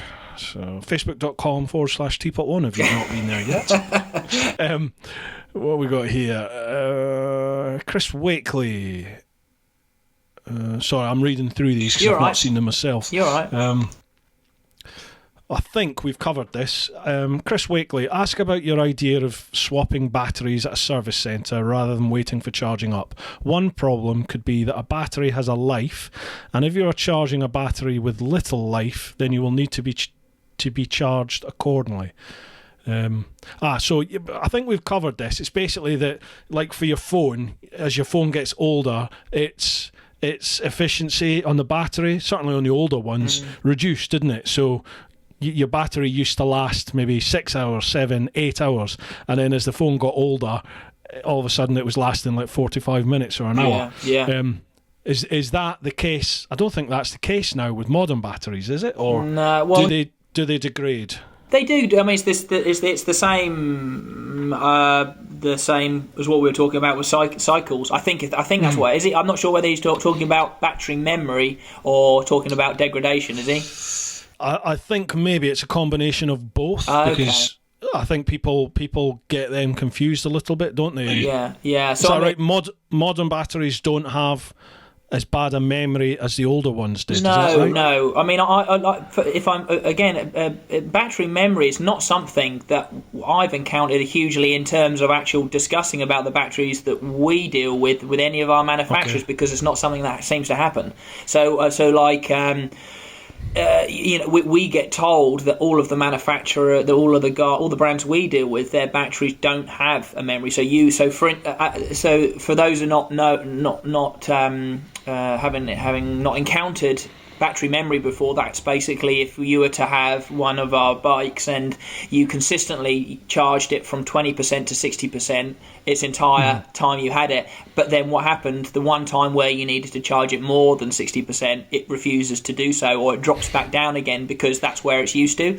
As far as I'm aware, the battery tech that's in all of our brands, it doesn't do that. It doesn't have the way in which their battery management system works doesn't allow it. It keeps everything tip top all of the time. I think that's got more to do with the chemistry of the battery, combined with the battery management system so it doesn't allow that. If I'm honest with you. Okay. I think we seem to be getting on Facebook. There seems to be a lot of repetitive questions, people asking a lot of the stuff that we've already covered, which you kind of would expect anyway. Gavin Fraser, will you ever make electric bikes more affordable to the commuters, and will you ever be able to tour the world? You cannot always go asking Joe Blogs to plug in. Well, we kind of covered that, haven't we, in that when demand increases, then the sort of research into it and the investment from the battery companies and the electric vehicle companies, that will grow, won't it? And which will bring the price down. Absolutely. Yeah. So the price will go down as the demand goes up, hopefully. Absolutely. Yeah. I mean, if like we've spoken about, the more that people embrace the technology, the cheaper and the better it becomes, basically. Yeah. Absolutely. Yeah. Able to tour the world. I mean, the first time we met, remember when you came to pick the bike? I think you dropped the bike off or picked the bike up. Yeah. We spoke about this, didn't we? And I would love to go around the world on an electric bike. I think it's possible now. I think you could do it now. Yeah, but I think so. As we said, you would just have to adapt. You know, you can't expect to make the progress that you would on internal combustion. You have to allow for the recharging. You've got to allow for the, I'm nowhere near anywhere that I can plug this in, so I'm going to have to push it for a bit and, knock on someone's door and ask if I can plug a bike in and then wait 8 hours to charge it up. But I think it's possible. I really do think it is possible. Well, I mean, I agree. I mean, like you said, I think it's entirely possible, because the way in which I look at it is that where would they have fuel in terms of if you were doing it on a combustion bike in the middle of nowhere? I mean, you've been in some remote places, right? Where would they have fuel but wouldn't have electricity? Would that be the case? Would they if they had fuel? Was it likely they have electricity or not? The thing is that everybody has electricity, but with fuel, I mean, I've had it. South America, I've literally had it. I've ended up in a tiny little village. I found a police officer that was stood at the side of the road having a cigarette, and I was running out of fuel. So I sort of pointed at my fuel tank and said, gasolinas, where? So he said, yeah, come. So he just jumped on his moped and I followed him, and we literally went to some old dear's front door. He took me to some old dear's house in the middle of this town, and in her house, in her living room, she had like 3 or 4 big massive water butts that were full of fuel. And she's smoking a cigarette while she's talking to me. I shit you not, I'm not making this up. In her front room are 3 or 4 massive big water butts full of fuel, and she had a set of tights which she put over like a funnel, and she ladled fuel out into my bike from that. And obviously I just paid her whatever she wanted for that fuel. Now, with electric, you can go to anyone's house, can't you? You can just turn up at anyone's house and ask, can I charge it up? But obviously there's a monetary value there, isn't there? And you're not talking about 10, 15, well, you're not talking about 5 minutes to fill up a tank. You could be talking about 8 hours, 10 hours. Yeah, so it's slightly different, isn't it? Yeah. But I mean, it absolutely, it's different in the it is different. But in the sense of its availability, if anything, electricity is more available than petrol in some respects, right? Absolutely. I agree with you. I agree with you in its terms of being able to, again, coming back down to the, you might be in, I don't know, remote Peru or whatever, and there's the little old lady with the Coke can of fuel, which you then pour in your tank, and hey, here we go again. I can go another 100 miles. Versus you can plug into the socket, and then you're going to be probably spending overnight with the little old lady, which might be scary. But but yeah, so you can. It's a case of. But then again, that comes back to that kind of our customer that did that tour, because then you'd probably spend overnight there, and if you survived the night, then you might have had a great experience to talk about. Absolutely, yeah. It's overland travel in itself is just a unique environment to be in, because you find yourself being totally vulnerable and open to complete strangers. And you do find yourself in total strangers' homes in these situations where people are inviting you into their life and putting you up overnight. So if anything, you're going to magnify that by being on electric, aren't you? I think you're going to have to rely on the generosity Of of other total people. strangers Yeah. to charge up your and not just for 5 minutes, for protracted length of time overnight to charge up your bike again. Yeah. Which definitely. I like the idea of that, and like yourself, I'm quite set on the idea of doing something at some point with it once I ever get time. But the other thing, what do you think about? This is a good question for you, actually, from me. What do you think about the idea of doing something? Maybe not entirely reliant on yourself. Not maybe entirely self-sufficient, but the idea of taking the means of providing the energy that you're travelling on. By which I mean is that what if you could take, I don't know, let's just say enough solar capacity on it would have to be on some kind of motorcycle trailer realistically, or something like that, for you to every day lay it out in the sun, and wait your 4 hours to charge up your battery to carry on again. Would that even be? Would that work with how you did?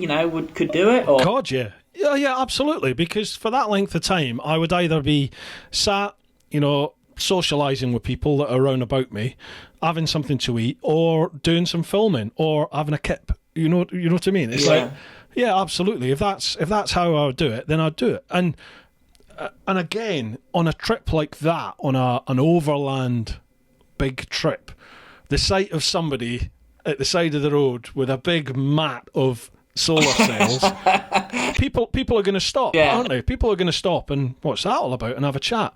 And for me personally, that is what I love about overland travel.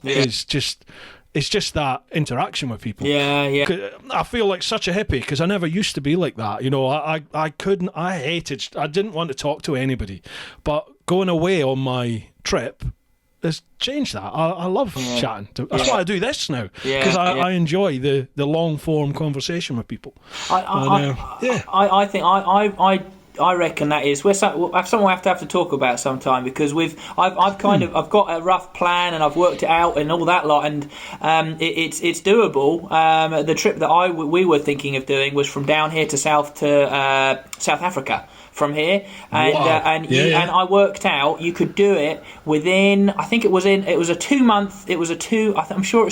I think it was 60 days. I think it was on one of the zeros, and it was with a motorcycle trailer, like an off-roady one, and you carried enough panels, and I worked it out with, and you had to have an extra battery. I think it was on the top. I can't remember. I'd worked it out right. You could do about a 200 or 300 mile day, and as long as you stopped, you rode the right time during the day, you'd have enough to get, I think, like a partial charge for the following morning, which you'd then ride half the day, charge up half the day. So I think it was like one full day of riding, and then a half day of riding, then half day of charging, then one full day, and it was like that. And I thought it'd be an amazing thing to do. The slight hiccup I came on was overall cost, which was expensive.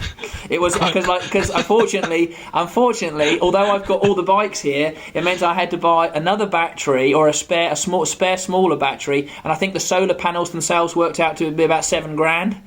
So that was it's still an idea, but that is something that would benefit the EV industry immensely if somebody pulled something like that off. So the financial cost shouldn't just be down to you to deal with that. You would, I'm sure, be able to get some sponsors on board for something like that. I mean, look at Ewan and Charlie. That's all been kept very hush hush now. What happened? They were supposed to be doing the. I don't want to be liable here, but my understanding was they were going to go from Ushuaia on the very southern tip of South America up to. I assumed they were going all the way to Deadhorse, but as it is, I think they've just covered South America. Is that right? They've just done the South American content on the live wire, on the Harley live wire. Yeah. And they had a couple of trucks with them that had chargers, generators, and everything like that. And it's all been kept very, very quiet as to. I think they got to Mexico City and then it stopped. Really? Wow. I don't know the ins and outs of any of that. It just, you would think that if if they've successfully done a trip like that, it would be all over the media. Yeah. And it just seems like it's been kept very quiet. Maybe they're just producing it. Maybe they're just producing the series. I don't know. And then they're going to release it. But there was a little bit of content leaked from people that had seen them along the way, and then all of a sudden nothing. Nothing. Yeah. Yeah, right. Yeah, I had, to be honest with you, completely forgotten about it. I knew they were doing it, but that was months and months ago. So maybe you're right. Maybe it didn't quite turn out how they wanted it to be. I don't know. But I mean, I remember the last time I had one of the electric bikes, I had the Energica, and I did that little wee. I mean, it's only a little run round Kent, but I was riding along there and I was just thinking to myself, there's no reason why you couldn't do a big trip on this. It's just going to take longer. It's going to take longer, and you've got to adapt your travel according to it. And it's definitely something I'm very interested in exploring that into the future. Yeah, for sure. Chris Lacutia, I think we've already covered this. One to ask Bruce, when will we see a bike that will get 140 mile range out of town on motorways and it is not 20 grand plus? Well, we pretty much covered that, haven't we? And as demand increases, then investment will increase and the price of the bikes will come down, and the technology will develop. Right, the biker bug. Two things. One, part of the allure of motorcycles is the motor and the sounds that it produces. Electrics will never have that unless it is synthetic. Other than the torque, what can move the petrol rider to an electric for long term? So, what else other than torque is that? You've ridden an electric, so you go first. What appealed to you? I think. Well, we kind of chatted about this before. It's okay. You don't have the sound of the engine, but the electric bikes do make some sort of noise, especially the Energicas. They scream at you, don't they? So there is some sort of audible response to that throttle. You know, you do have the scream coming from the engine, but it's other things like you can hear the other traffic. You can hear the road noise when you're cruising along at slower speeds in the countryside. You can hear birds. You can hear all sorts round about you. It's mental. Yeah. I caught it on camera. Like, I kept coming across on wildlife when I was doing a little country range around Kent. Yeah. I mean, it's like the rabbits and stuff would just sort of turn and look at you and like, holy shit, where have you come from? I never heard you coming. You know, and it's just all that sort of stuff. It's just you feel much more part of the. I mean, I sound like a hippie here. You feel much more part of the environment that you're in, because you haven't got that buffer of sound all round about you. Yeah, and I know you probably don't mean the biker bug. You probably don't mean to play down the fact that, you know, other than torque, you need to feel that torque. It is nuts. Like the Energica's got 200 Newton meters. In fact, over 200 Newton meters of torque. I mean, think about that. Over 200 Newton meters of torque.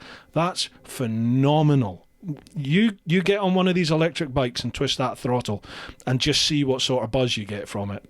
It's like crack. I am basically a crack dealer. Yeah, basically. Yeah. Thanks. For me, I really do enjoy them. It's a difficult one to think, would I go from petrol to electric now? Probably not at the moment, because it's just not. But I would certainly have one. I would certainly have an electric bike. My stable, in my garage. It comes back to that scenario we said before, as if you had your bike you use every day, this and everything else, and then that cheap enough option of having the electric there, isn't it? That's something you'd scoop up, wouldn't it? And you'd have it there without thinking. Yeah. I mean,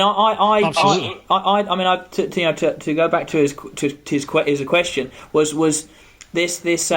I don't think it's even necessary, and I've thought about this a lot. Like I say, I overthink quite a lot of things, but it's not something. It's that the lack of noise doesn't necessarily need to be replaced by something. That's what I've realised, because what it does is you've got you've got what you're looking at, what you hear, what you feel, the sensation of riding itself. But for me, it enhances all of those other parts of riding. It does. It's not. I don't feel like I'm missing something. It just enhances it another way. And the best way I can kind of the closest thing that I've done to riding electric motorcycle is I was very lucky to have an opportunity to do some flying lessons, and that is the closest thing to flying that I can get. Motorcycles in general was a step because of that freedom of being able to move and all that lot. But then for me, that electric motorcycle is that step closer. I don't know why it is, but it is. But yeah, it's I think it's important not to draw too many comparisons against combustion. Combustion has its own set of it has its own reasons why it's nice to ride and why you ride. And electric shouldn't be why is this like this and why should I like that? It's you can like both. You don't have to like one or the other. You can like both. It's allowed. Yeah, absolutely. Now, there's been a lot of duplicate questions. I was just going through the Facebook. Most of the Facebook ones we've already covered with what we've had a chat with. I'm now on to Instagram, at TeapotOne Insta. Reality VFR FI. How expensive will it be to replace the battery, when they fail? Well, I think we kind of covered that, didn't we? About a third of the cost. Yeah, about a third of the cost. A third of the cost of the bike. Roughly, yeah. Okay. From Kristen Photography, do you think we'll see a Tesla two-wheel vehicle at some point? Oh, good question. I don't really know. I'd like to see it, just to. In fact, though, I saw that. Have you seen that Cybertruck thing? Mate, I like it. See, I've got to say, I quite like it. A part of me like wants to hate it, but they're not equally so. The apocalyptic side of me wants that truck if it all goes to pot. Absolutely, Mad Max. I just want I want a minigun on the top, and then it's sorted.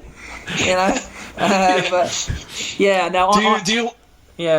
Do you listen to Joe Rogan? A bit. He's put an order. He's put his money. Well, I don't know if he's put his money down, but he's ordered one. He said, "Yeah, I want one. I want one of them." Yeah, and he goes on and on and on about it. Because a lot of his guests are like, "What are you doing? That thing's horrendous. Why are you getting it?" But I've got to say, I'm with him. I do like the look of it. Yeah, I know where they're coming from. There's like, it's almost kind of like an off-road DeLorean type of, like beefed out kind of. Yeah, I know. I think I would. There's certain elements I like, but I mean, in terms of the Tesla side of things and motorcycles, it's I can't see it being something that they go down the route of doing, because it's of the work I'm sure they now know that's been involved in making just a production car to then go down the road of making a motorcycle. Maybe if they get their finances in order at some point, they might buy an electric motorcycle company, maybe. But I can see a lot of guys, you see it already, a lot of the Tesla ex-employees work for a lot of the new electric motorcycle firms you see popping up. Really? I mean, there's a lot to be said for as much flack as Mr. Elon, Mr. Musk rather, gets. You've got to give it to him that I think Tesla's one of the biggest reasons you've seen such a resurgence in the EV world. 100%. 100%. You can't fault it in the fact that, okay, maybe his product isn't as great as it should be. Maybe the stuff that he spouts all over Twitter or whatever isn't that people frown upon and all that lot. But the fact that he's just made people talk about it is something. I don't think that Zero would be where they are, Energica,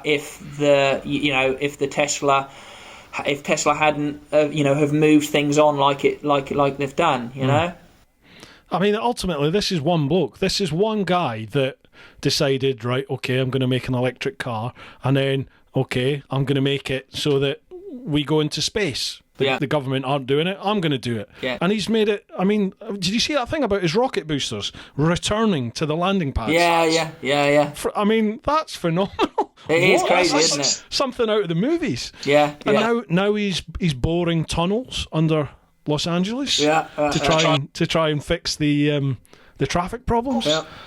Sheesh, I mean, I wouldn't be surprised if there was the demand for if there was a demand there for electric bikes, I wouldn't be surprised if he got into it. Yeah, I mean, they've got, yeah. I mean, he's got the name and the backing to do something like that. Have you heard? I mean, there's one. They're saying's going to be the Tesla of electric motorcycles. It's called Damon, Damon. You heard of it? Right. No, it's an American firm. I think they might be based. I don't know, maybe Canadian actually. I can't remember. Anyway, Damon, and that's one of these bikes that it's the first. I thought about it a long time ago when we were doing the custom stuff, but I'm not clever enough to do it. But it was something to do with basically it's the first bike that changes from a cruiser to a sports bike with a press of a switch. So the whole geometry of the frame and the bars and everything lowers down, the back comes up, everything gets tighter, the legs come up, and then you go into cruising position, it all comes back, and it's fully electric. And funnily enough, they use the Zero's motor and running gear and all that lot within the platform. Type it in. They're taking pre-orders now. They're doing it like a Tesla thing. So you put a pre-order down and they'll launch them whenever. Damon. Damon, I think they're called. Okay, I'm just doing a quick Google on Damon electric motorcycles. Let's have a little look here. Oh! It looks all right, doesn't it? There's a video on it. Let's have a you can see it moving about as well. Ooh. My internet is terrible. It's just atrocious, my internet. It's better than here, I can guarantee that. Well, at the moment, I'm getting my download is down to around about 3, and my upload, I mean, it's quicker as a dial-up. My upload is about 0.1 at the moment. Wow, that's like 3 times quicker than here, so. Is it? yeah. I've bought one of these mobile broadbands from EE actually, so I'm waiting for that to turn up. Right. Yeah. Oh wow, this looks amazing. It's cool, isn't it? I can't put any sound on this because with the sound you'll get copyrighted and everything. But what's this? Yeah, it's only a 2-minute long vid. It's not. It looks amazing. It just looks like a big yellow sports bike. It's cool. Almost Ducati-ish. What they've tried, and one of the things, if I remember rightly, with that bike, they're trying to integrate into it is the first. So one of these ongoing things with the motorcycle industry in general has been is that why are cars so much further ahead than motorcycles in almost every respect, not just the fact that there's the electric versus non-electric and all that lot, but also in how smart they are. So like for instance, autonomous driving, all that stuff. But one of the things they said with electric... Thank you. So one of the things that I said with, motorcycles in general is making them aware of what is going on around them. So so for instance, you got the horrendous idea that someone's just going to pull out on you, and however good a rider you are, it doesn't matter, you're going to hit them. Well, if the bike knows it's going to pull out, it automatically adjusts to miss it, all those sort of things. So that's one. I'm sure it's this bike incorporates that within it as well. Yeah, I've just seen that. It's got cameras on it that reads the environment and alerts you to any vehicles that are likely to into you. Contact you and stuff. Yeah, that's nuts. It's got 200 mile highway mileage, 300 mile urban mileage. That's incredible. Yeah, it'll be a big battery. So, sorry about 2 seconds. Sorry about what was that? I'm going to bed. Okay, but no, right now. Oh, something just beeped. That's my phone. No, it was my watch. Right, cool. All right. Yeah, that looks nuts. I'm going to have a little look at that. Damon, wow. Do you think you're likely to get one of them then? Well, I don't think. I think that's the downside to, I think, where we're headed in terms of being a dealer for them. But maybe I won't always be a dealer. Maybe I'll do something else. But at the moment, it's a downside is that the way in which I can see manufacturers move more and more is how Tesla have done it, which is selling themselves. Okay. So I don't. I think you'll find dealerships or multi-brand dealerships anyway will become fewer and fewer. I think we're. When I say that, I mean I'm talking. I think a good sort of 10, maybe 20 years down the line before it properly phases out. But I can see the likes of, say, Damon and all these other guys, if they get enough traction and money behind them, they'll just do the Tesla model of either opening their own stores or they'll sell direct via the internet. Yeah. Oh, that's a shame. Right, Rob Shish. Watch the comparison between the Zero and Harley Davidson live wire. The live wire's around 28 grand. That's Goldwing territory. Question is, the battle between the Zero and Energica, is it akin to VHS and Betamax? If so, which is looking like the better package? What's a VHS? You were one of them, were you? I'm an 88. I was born. Where's VHS? No, I know what VHS is. I don't know what a Betamax is though. Betamax. Oh my god, sheesh. Betamax was when videos first started coming out. Yeah. Then you either had the VHS or you had Betamax, and it was like two distinct. They weren't interchangeable. Right. So you had the VHS videos, and then you had the Betamax videos. But if you wanted to watch a Betamax vid, you had to have the Betamax player. And if you want to watch a VHS, right, okay. And it was the two of them sort of ran alongside each other, and then obviously VHS won the battle, and Betamax went off into obscurity. When was this? Is this like 80s or? I remember this in the real early 80s because I remember my dad worked in the oil, so we were not too badly off, and I remember Dad going to the technology shop in the local town, Peterhead, and I remember him hiring, because you didn't buy it then, you hired a VHS, with the top loading thing with the big buttons. I remember Blockbusters. Blockbusters? Yeah, Blockbusters. Oh, yeah. Oh, this is well before Blockbusters. Blockbusters. Oh, this is back in the day, this is, boy. But this was sort of like 82, 83, something like that. I remember this. Yeah. It could have been around before that. It might have even been in the 70s, but I remember sort of early 80s. And you had the choice. You either went Betamax or you went VHS. But obviously VHS won the day. Yeah, okay. So it sounds like kind of like what was the equivalent? It's like kind of like the mini. Oh no, that's not really a competition. There was like, do you remember the mini disc? There was the mini disc, and then there was that and something else for a while. I can't remember. And one of them worked out a bit better or something. But I know that I get what he's getting at concerning the comparison. There's not really that comparison because they're not two completely different type of. They don't work on two completely different platforms. They're but in terms of to compare them in terms of specs versus price, I mean, the Harley, I haven't ridden a live wire, so I can't say I can't compare. I've sat on one and I've looked at the specs and I know what's what concerning it. I've seen a video actually. There is a guy that does in the States. I think it's Cycle World that does a comparison between the newest SRF and the Harley, and I think they come up fairly similar, but the Harley is heavier, I know that. The Harley's more money. Very similar in terms of range, although technically I think the Zero has a slightly better overall battery capacity. I think where the biggest difference is, other than price, because I think the Harleys are good, I think £10,000 more expensive here anyway, is the charging. It has a very slow, what we call AC charging facility on the Harley, which is predominantly most of the charging points we'll see around here. It's that conversation we had earlier between AC DC. So they've gone down the route of going DC, a lot like Energica, and going, right, we want to be able to use the very few DC charging points but charge up in like 40 minutes.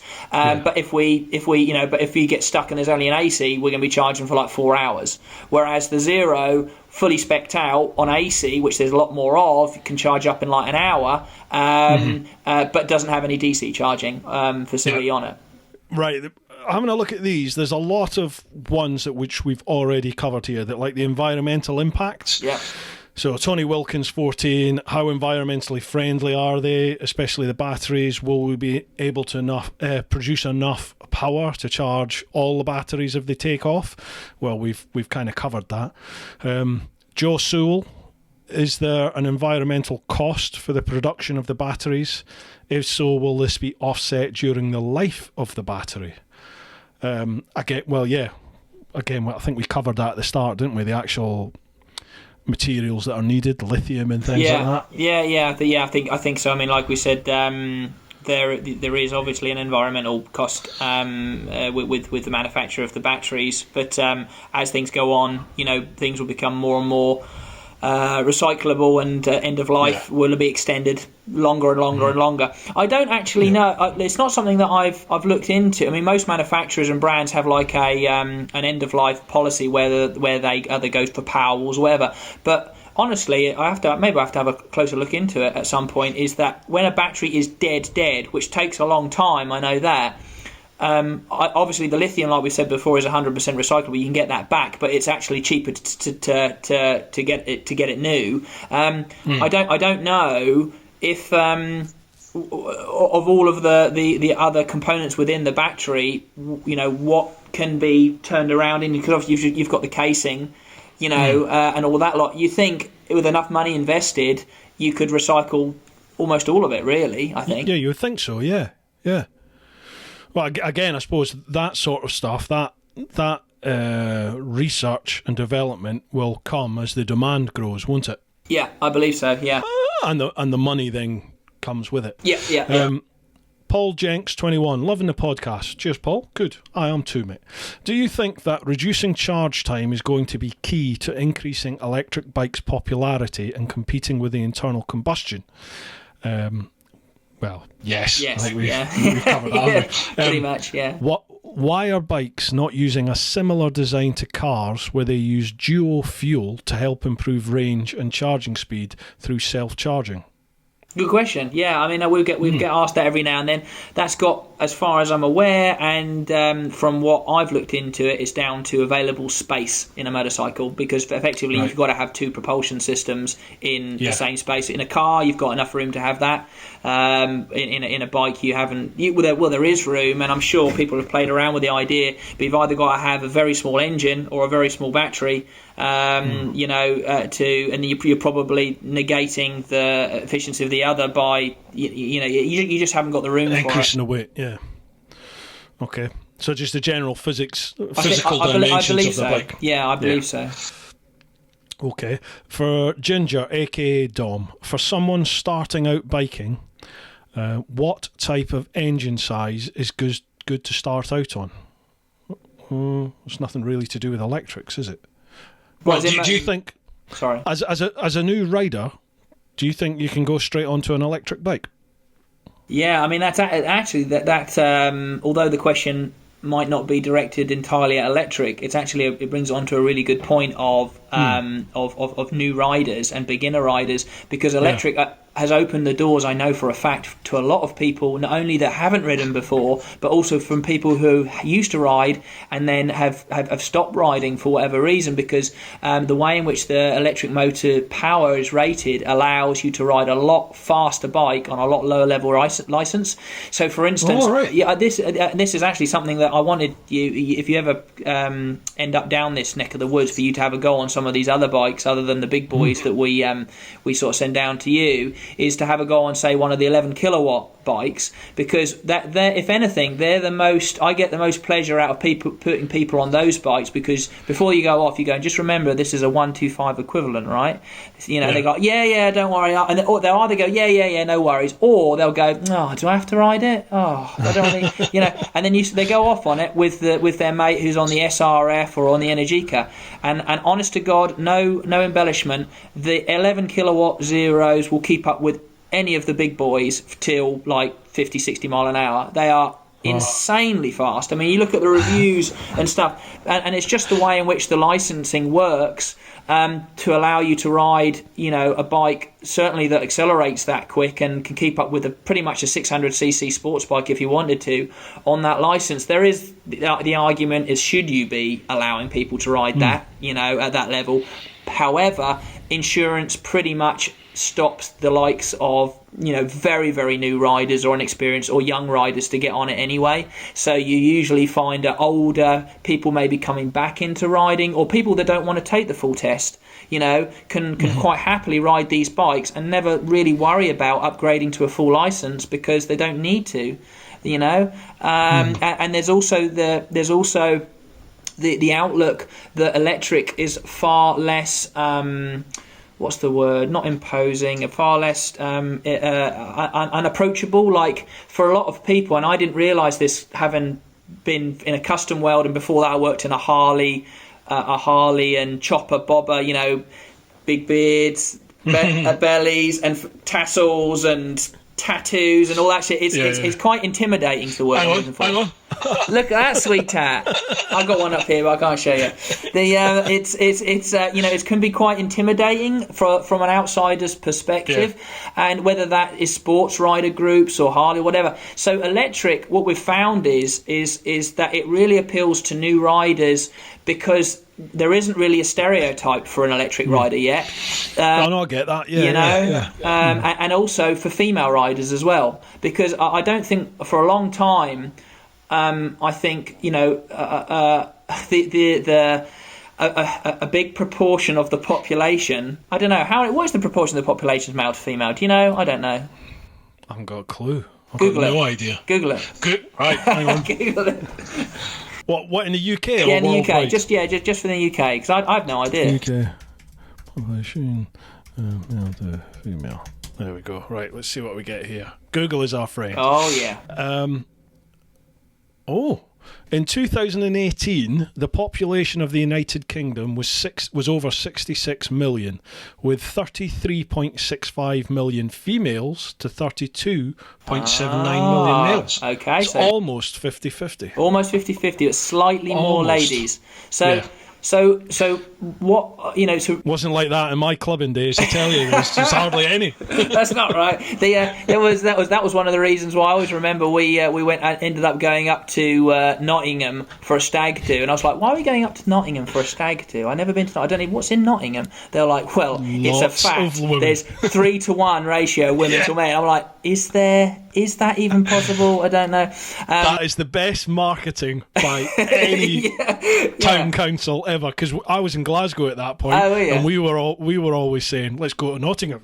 Really? Wow, that's amazing. That's not because I met my now partner in Nottingham on that stag do, which is amazing. I was like, this is going to be shit, and then we went there. I was like, actually, it's pretty good. But for a long time, I think 50% of the population has been almost forgotten about in a lot of the marketing and the bikes that they're producing, and not only that, the way in which motorcycling just is. It's been male dominated for a long time, and I honestly, I think it's a good thing that I think electric, because it's less intimidating for new riders, that opens up the door for a lot of female riders as well. Not that specifically. I think it's male or female, but I do think that from what I've seen so far, women seem to, really. One, enjoy riding them, but as well as they don't seem they feel intimidated by the idea of riding them either, which is good. So on the subject of beginner riders, I think electric, if anything, is going to help stimulate more people getting on riders, on bikes. Sorry, I think in the current state that we're in, the bike industry is, or was, effectively dying, wasn't it? Because those people from the 80s and the 90s that all jumped on sports bikes, that's sort of my generation, really, and everyone's getting that older and older and older, and we're now moving on to the adventure bikes and the cruisers and all this sort of stuff, and the sports bike market's dying because there's no youth coming in. But obviously now, with the advent of the smaller CC bikes that are coming in, which are allowing people to get into the industry, and now, as you said, electric bikes, that's opening the door even further. Maybe it will be the saviour for two-wheel traffic. Who knows? I think it will help, certainly. Yeah, definitely. Official Mr. Fish, how are we doing, Sean? Is there a model you can recommend for off-roading green lanes? I wouldn't mind trying one if it exists.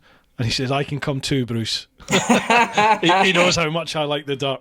There are off-road electrics, aren't there? Yeah. So, I mean, really the two models that I would be pointing him in the direction of, if you wanted to come and have a go on one, would be the Sur-Ron, which is more like a bike that's kind of in between an electric mountain bike and a motocross bike.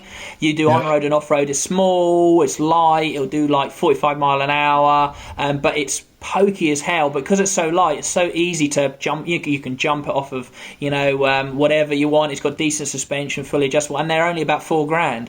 So removable battery. They're really good fun. If you wanted to take it a step further, then you'd probably go down the route of getting like a Zero FX, which is their enduro spec bike. It's not specifically designed for off-road, but it can deal with it. So you can put like a chain kit on it rather than a belt, so you don't muck the belt up. You can and because it's got fully adjustable rider modes in it, you can make it ride how you want it to ride. So we've done a lot of work with like the TRF, Trail Riders guys. Those, and they loved it. They thought it was great. That's probably the bikes I'd point them in the direction of. I tell you what, I don't want to blow smoke up his arse, but Official Mr. Fish, he'd be one for you to approach. Okay. He's another sort of YouTubey chap. Yeah. But he does a lot of off-road stuff. Does he? Okay. Yeah. I'll have to look into that. That could be an angle for you. Yeah, absolutely. Cheers, John. What have we got here? Gavin F. Fraser, he's asked, will it ever become a more affordable commuter? We've kind of covered that really about price. Yeah, as the demand increases, the price will come down, won't it? Yeah. Battery life and replacement schedule, recycling of old batteries. John McPhee Media. Again, we've sort of covered that really, haven't we? Can they be recycled, old batteries? Old batteries, yeah. I mean, there are. I think the biggest recycling for lithium batteries, it's difficult, but in Europe, there's a massive plant in Germany that deals with recycling lithium specifically. Lithium in this country, I think, is a bit difficult, and I'm not sure. I mean, whether they end up in landfill or not, like a lot of other things, I'm not entirely sure. But again, this comes down to the fact of because they're so new, there's not a lot of it. They don't know what to do with it, and because they can't recycle it yet. I think maybe a lot of it does get shipped back there. But again, I think this is one of the reasons why the likes of ourselves are looking into the second life of the end of life of these batteries. There's a lot to go on YouTube. If people were interested, they can go on YouTube and type in like do-it-yourself power walls. And what people are doing, they'll buy an old, I don't know, Tesla or an old Nissan Leaf, and they literally sell segments of the batteries for you to buy, and you can create your own power wall. By linking them, there's quite a big scene for that sort of stuff. So I don't actually think a lot of it does end up in landfill, if I'm honest. People I've noticed that in my comments on the videos that I've done about electric bikes, when people have asked questions similar to what we've got covered through here, and I've said, I'm not entirely sure if electric is the future because of X, Y, and Z. So the environmental impacts, blah blah blah blah blah blah blah, and people have sort of come back against that and basically said, well, there's not actually as much of an environmental impact as you think, because the batteries they never really die. They're constantly being used for other things and other things.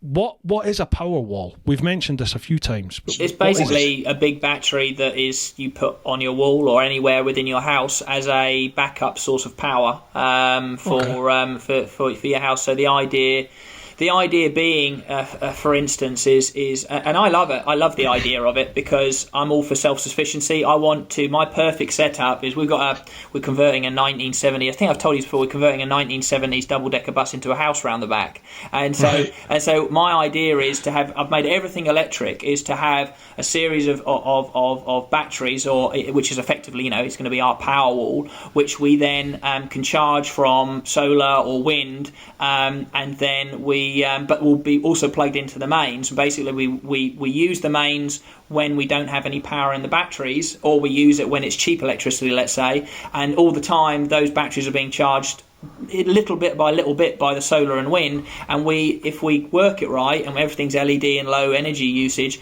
you could probably get most of your energy using the energy you've made yourself, and then only rely on the grid when, I don't know, it's not sunny, which is 90% of the time in England. But it's the idea of being able to use and create your own energy. That's where Powerwall comes into it. Wow. Wow, that's amazing. Oh, mate, I'd love to see that. Yeah. I mean, it's cool, and you know, there's people get freaked out when they talk about like high voltage this, high voltage that, and yes, it is dangerous. Not like I guess there's like having a puddle of fuel and you light it and it goes woof and you're like, oh crap, you know, don't want to, you know, it might burn you a bit or singe your eyebrows or something like that. But if you touch, you know, 400 volts, you're not, that's it, you're gone, sort of thing. There is a certain, I think people have a certain kind of fear of electricity, and you do obviously have to be careful. But I think as more and more people realise that of its uses and how you can adapt things to store it and all that lot, I think you'll find it becoming quite commonplace for people to, you know, make their own power walls from older bits of battery, or even you can buy power walls directly from companies that make them as well, you know. Right. It's you type it online and you can get all sorts of setup. But I would say, you know, like you were saying about your statement about, you know, you're not sure if electric is the future because on the basis of X, Y and Z. I think my statement would probably be I'm sure electric is the future, but what I'm not sure of is, or I know that batteries aren't the future. That's what my statement would be. So I would say electric is the future, but how we store it and how it's moved around, that is an unknown quantity for me. I 100% agree in my ignorant little world that I live in.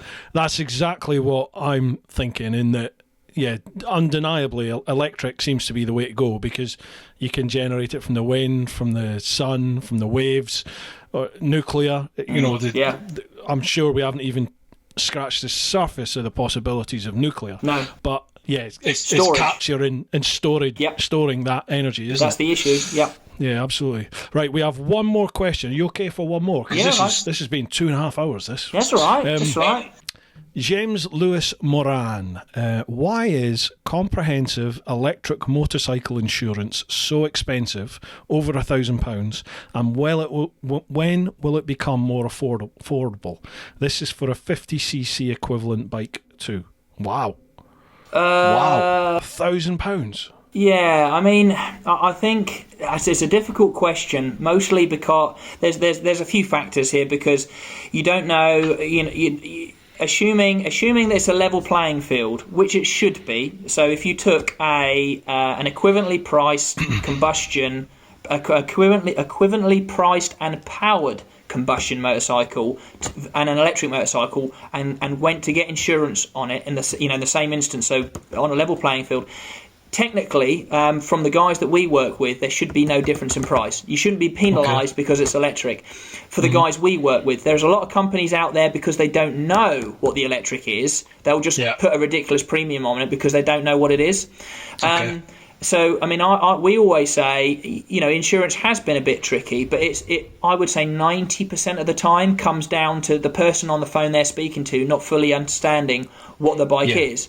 And the power ratings, they go, oh, it's an 11 kilowatt. Is it capacity or power, or what is that? You know, people, it's understandably people get confused about it.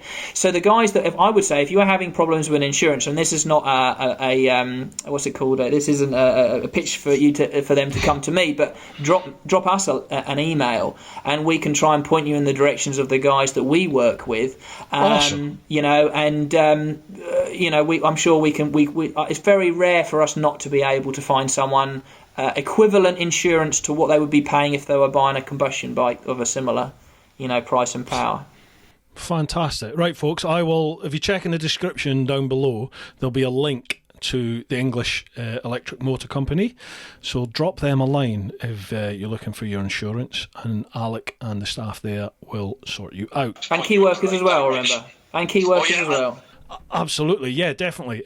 That's fantastic, that thing that you're offering. So if you're a key worker at the moment, we are 18th of April at the moment here in the UK. If you are a key worker in the next couple of weeks, 3 weeks or whatever, however long this is going to go on for, and you fancy trying the electric fleet they have, the Energicas, the Zeros, what else do you have there? We've got Super Socos, News, that's about it at the moment, but yeah, we've got a few brands to choose from. Lovely job. Then what you need to do is contact English Electric Motor Company. Check in the description, there'll be links down there. Contact them, give them some idea as to how far your commute is, things like that, and they will suggest the best bike for you, and they will then deliver that bike for you to use for, what, up to a week? Yeah, that's what we're thinking, yeah. Awesome. So it'll be a way of you testing out the electric bike, and ultimately it's almost free travel for you. Exactly, so it's well worth trying out.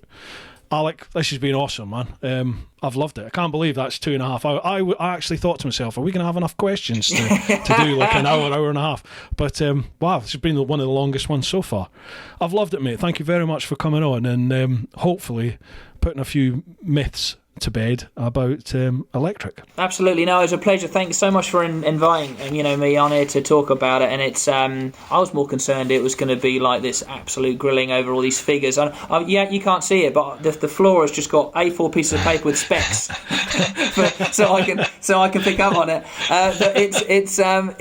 But no, it was cool just to have a casual chat about things that I'm really interested in. And I think for anybody who's listening, once we get out, whenever we come out of this, like we spoke about, be open-minded and just don't be afraid to give us a call and come and have a go. It's that's important. That is my biggest input on all of this. If you're in any way interested, then don't form your opinion either way until you've gone and test ridden one, because I was totally anti-electric. Like, I just thought, not a chance I'm going to enjoy this. And now I definitely will fly the flag for electric, because there's nothing to be scared about in terms of the enjoyment, what you get from riding that bike. It's everything that you get from biking, but more. There's just so many more aspects that come with it. So try it. Just give it a go. Give it a go. Right, bud, thank you very much. No worries, mate. I wish you all the best, and I hope this is all done and dusted so that we can meet up again. And I'd love to come to you guys and try some of that other fleet. I guess awesome. We've got plenty of time now to organise round the world solar powered trip, right? Let's do that. Let's get on it. South Africa, here we come, bro. I'll get on it. All right, mate. All right, mate. You look after yourself. No worries. Have a good one. All right. Awesome. And you, bud. See you later, dude. Take it easy, mate. Bye. Bye now. Right, folks, thank you very much for joining in this week. I hope you've all enjoyed it. I'll come back to the mic here. Keep on keeping on, keep doing your thing. I hope everybody in your family and loved ones, friends and family, everyone is doing well, everyone is safe and sound. We will get through this. I keep saying it. We will get through it. It's another 3 weeks, but think about the freedom at the end of it, folks. All right, look after yourselves. Look after those that you love, but live your life. Hoo-ha.